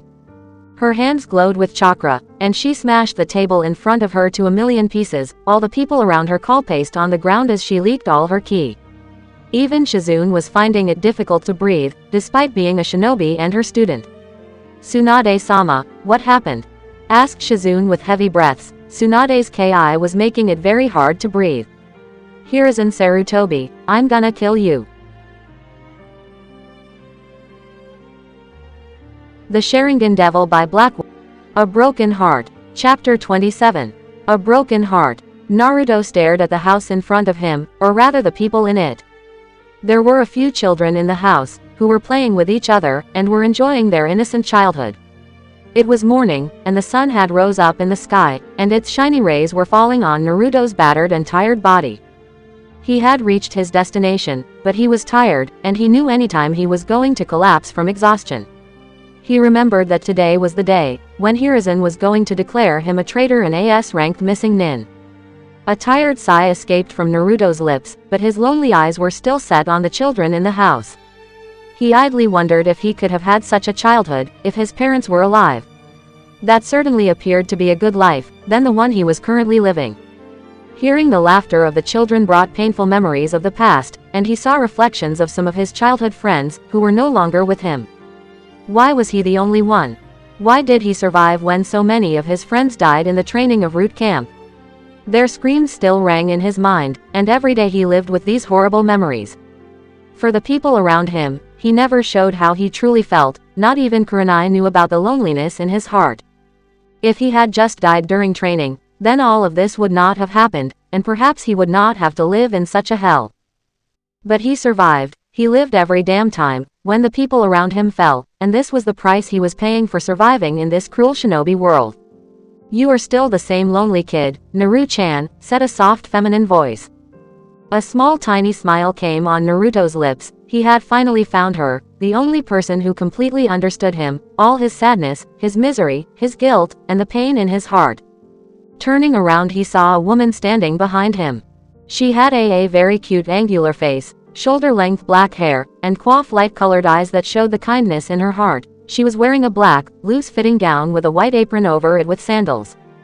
The woman looked to be in her mid-30s, but Naruto could still feel the power that was radiating from her body. She definitely was a strong ninja. Looking at her brought a few tears in his eyes. It had been such a long time since he had seen her. "No-no, sensei," said Naruto happily. But suddenly his legs felt wobbly and he started falling towards the ground, but felt a pair of soft hands embrace him gently. "Sensei," said Naruto tiredly. He wanted to talk to her, but his eyes were closing and he knew he was going to fall unconscious. The last thing he heard before sleep overtook him brought a small smile on his face. "Shish, you're finally home, my Naru-chan." Few hours later, Naruto slowly opened his eyes. Everything was looking very blurry and there was a constant pain in his eyes. He slowly rubbed his eyes for a few moments, and again opened them. This time his vision cleared a little. It was not much, but something was better than nothing. He looked around and saw he was in a small room. His shinobi gear was lying neatly on a small table in front of him. His sword was cleaned of all the blood, and his clothes were drying up in the balcony. The room was small, but the bed was so soft and warm. He looked at his body, and realized he was heavily bandaged and majority of his wounds were healed, and he was lying on the bed in his boxers. Suddenly he started coughing violently, and a few drops of blood came out his mouth. He heard hurried footsteps approaching his position, and before he realized it, Nono was in front of him and had laid him on the bed again. Her hands were glowing with green chakra and were focused on his chest, but Naruto never missed the worried look in her eyes. The look which a mother gives to her child. He tried to say something but she cut him off. "Stay still and let me heal you first," said Nono firmly. Naruto just nodded and looked up at the ceiling of the room while Nono healed him with her medical ninjutsu. His eyes closed for a second, but flashes of the horrible night came in his mind and his eyes opened immediately. Nono was looking at him with a sad look on her face. She knew what he was going through. She had seen many war veterans, and the horrors which they had seen had broken them, and right now Naruto was such a broken person. Nono put a hand on his face and caressed his cheeks affectionately. She had once been a part of Root Anbu Black Ops. She had spent her youth protecting Konoha by doing various Black Ops missions, but she had started to get tired. Nono was really against Danzo's methods of training young children in such horrible ways. But her protests were always cast aside. In the name of Konoha's future needs sacrifices, she hated that bullshit agenda of Danzo. Then Naruto came in her life. The boy was unique, He was powerful, but he showed her something which she had forgotten due to her service en route. She was tasked with training him in infiltration and medical ninjutsu by Danzo. Naruto was a bright student, but most of all he showed her that she was still human. Nono grew closer to the boy with each passing day. He was such a lively kid back then, always having a smile on his face, helping his friends, and never giving up no matter what the odds were. She watched him grow from a lovely child to a cold-blooded assassin. She knew a part of Naruto's soul was destroyed when his friend Shin died, whom he loved as a brother. But despite all of this, he never forgot her, and as soon as he became a Root Anbu captain, he immediately threatened Danzo to discharge her from service. He knew she was tired of Root, and wanted to live a peaceful life and take care of some orphan children. He fought tooth and nail for her, and ultimately Danzo had to agree to Naruto's demands, as the boy was more beneficial to his cause more than Nono, and thought of it as an opportunity of making the boy more loyal to him. But none of that mattered to Nono. The fact that Naruto rescued her from that hell, and helped her set up her orphanage was more than what she ever expected from him. He kept her hidden from Danzo all these years, as both of them knew that Danzo never allowed loose ends. From time to time, he provided her financial aid in running her small orphanage. She had told him she could manage, but he always said that he wanted to help and maybe this way he could atone for his sins. Nono really felt sorry. She didn't know what hell Naruto must have gone through after she had left. Many of the boy's friends died in training, and she had seen the despair the boy felt, but she still had some hope left as Naruto had one close friend. What was his name? Sai. Yes, that was his name, thought Nono. But looking at the now completely broken Naruto, made her realize something terrible must have happened, or else Naruto must not be in such a bad condition, both physically and mentally. The young blonde boy took a few deep breaths and calmed himself down. She was still amazed by the endurance capacity of Naruto. "It's good to see you, Nono-sensei," said Naruto with a small smile. Nono looked at him briefly. His smile was true, but the grief in his eyes never went unnoticed by her veteran eyes.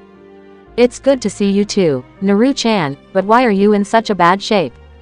asked Nono worriedly. She wanted to ask him this question since the beginning. She was horrified by the condition his body was in. There were wounds all over his body, but most of all he had severe internal wounds. She had checked him, and found out that some type of poison or virus was spreading through his body and had almost destroyed 30% of his cells, and was still causing damage at an alarming rate. At this speed, the virus would kill Naruto in a few months. If he was not an Uzumaki, he would have been dead by now. His Sharingan eyes were badly damaged and had lost a lot of his eyesight. Had he overused his Mangekyo? She knew he had awakened the Mangekyo after his death match with Shin. Naruto never hid anything from her, and she really wished to help him. "I can't tell you that. It's classified," said Naruto sadly, and averted his eyes from her. "Another Black Ops mission. Why can't they let him live in peace?" thought Nono angrily. "I understand, and I won't ask you what your mission is. I know how these things work, and it's better if I don't know. But remember this, I'm always here for you," said Nono kindly. Naruto gave a grateful smile to the woman. She really knew him better than anyone. "Thank you, sensei," said Naruto with a smile. A silence followed between the pair, as both of them just looked at each other. It had been a long time since they had seen each other. "How have you been?" asked Naruto softly. "Better. The orphanage is running very well, thanks to you. The kids really make my life more happy," said Nono with a small smile. A small smile came on Naruto's face. He was glad that he was at least able to help the woman who was the closest thing he had as a mother. "I'm glad you are doing well. The kids really can be a handful sometimes," said Naruto with a chuckle. "You don't say," said Nono with a smile, as she remembered some of Naruto's pranks. "Are things well en route?" "How is Sai?" asked Nono curiously. But one look in his eyes made her realize that she shouldn't have asked this. The dead look in his eyes, and the sadness in them showed her things were not well, and something must have happened to Sai. "I'm sorry, I shouldn't have asked this," said Nono apologetically. "It's not your fault, sensei, I need your help," said Naruto hesitantly. Nono looked at the boy closely. He was definitely hiding something big, but she wanted to help him no matter what. "I'm doing something dangerous, and I'm in deep shit. My body and my eyes have been badly damaged. Can you do something to help me?" "I understand if you don't," said Naruto, but was stopped when Nono looked at him sternly. "I don't care how much trouble you are in. You are a son which I never had, you stood beside me when I needed you the most. And I will do whatever it takes to help you, said Nono seriously, and Naruto gave her a thankful nod. How bad is it? Asked Naruto after a few moments. It's very bad. I have started searching for a cure, but it will take time, said Nono truthfully. And my eyes? Asked Naruto curiously. They have been badly damaged too, your vision has been affected badly, and why the hell do you have a Mangekyo Sharingan in a jar? Asked Nono seriously. Naruto looked at her like a child who was caught stealing candy. Well, I kinda borrowed it, said Naruto sheepishly. Excuse me? Asked Nono with narrowed eyes. I have overused my Mangekyo Sharingan, and so I looked into the Uchiha's clan's records for a cure, and it said if a Mangekyo is overused the user would go blind, said Naruto truthfully. What? Asked Nono in shock. But before she could go further in shock, and start scolding him, Naruto put a hand on her shoulder and told her to calm down. But if I implant another Mangekyo Sharingan in my eyes, then I would gain the eternal Mangekyo Sharingan M's which would never allow me to go blind. Please believe in me, requested Naruto politely. Moron, why do you always get yourself in trouble? Asked Nono tiredly. I don't know, said Naruto honestly. Sigh, I will study the Mangekyo you brought and see what I can do, said Nono seriously. Naruto felt a little happy, maybe this was what a mother truly was. Thank you, Ka-chan, said Naruto subconsciously. He didn't realize what he just said, the words just came out of his mouth. He looked up and saw Nono having a small smile on her face. I'm sorry, I didn't, said Naruto hurriedly, but was stopped when Nono put a hand on his mouth. It's alright, you are my child too, said Nono lovingly. A small tear came in Naruto's eyes and he wrapped his arms around Nono and hugged her tightly. He needed her. When he was with her he could forget about the terrifying memories. Even Kurama was grateful that this woman was there to support Naruto in this desperate time, as he saw her hugging him tightly and whispering comforting words in his ears. Naruto's true feelings started to surface, as the pain became unbearable and he cried more in the woman's arms. Nono didn't know what had happened that had broken her son in such a manner. She knew no matter what happened Naruto never broke down. She would find out the truth. I swear I'll protect you, no matter what, thought Nono with determination. She felt Naruto's sobs decrease, and gently laid him on the bed. He was soon going to fall asleep. Your wounds have not healed, you should rest. Sleep peacefully for a few hours, said Nono warmly. She then gave a short kiss on his forehead, and got up to leave. But she was stopped as Naruto gently grabbed her hand. She turned around and saw him giving her a pleading look. Can you? Said Naruto hesitantly. What is it, Naru-chan? Asked Nono gently, but she had a feeling what he was gonna ask. Can you stay with me? I can't sleep, said Naruto sadly. Nono gave him a motherly smile, and got in the bed. She gently laid beside him, and put his head on her shoulders. Naruto wrapped his arms around her waist tightly. He was holding on to her like she was his lifeline. Maybe the nightmares won't come if she was with him. His eyes started closing and he gently pressed his head more closer to her shoulder. Thank you, said Naruto slowly, and then he fell asleep. But he did not notice the tears flowing from Nano's eyes. She looked at Naruto and her heart broke when she saw him in such a state. He looked so weak, so vulnerable. What had those bastards done to him? I love you too, Naru-chan, said a tearful Nono, and kissed Naruto's head. Both of them then fell asleep, not knowing what the future had in store for them. Unknown location. In a small dark room, sat a person in a calm meditative pose. He was wearing Anbu uniform, and his face was covered by a black wolf mask. There was a fine sword strapped on his back. He was wearing arm guards and there were fine black combat boots on his feet. He had a well-toned body, with the proper muscles that showed he was a ninja. His black hair were clearly tied in a small ponytail. There was a puff of smoke in the room, and a small hawk with golden eyes appeared in front of the Anbu. It had a small scroll strapped on its back.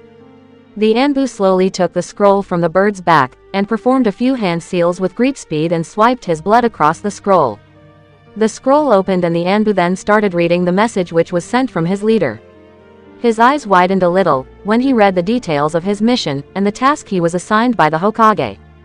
The black wolf masked Anbu then slowly burned the scroll away as he completed reading the order, and slowly got up to reach his destination. Captain Naruto, I look forward to meeting you.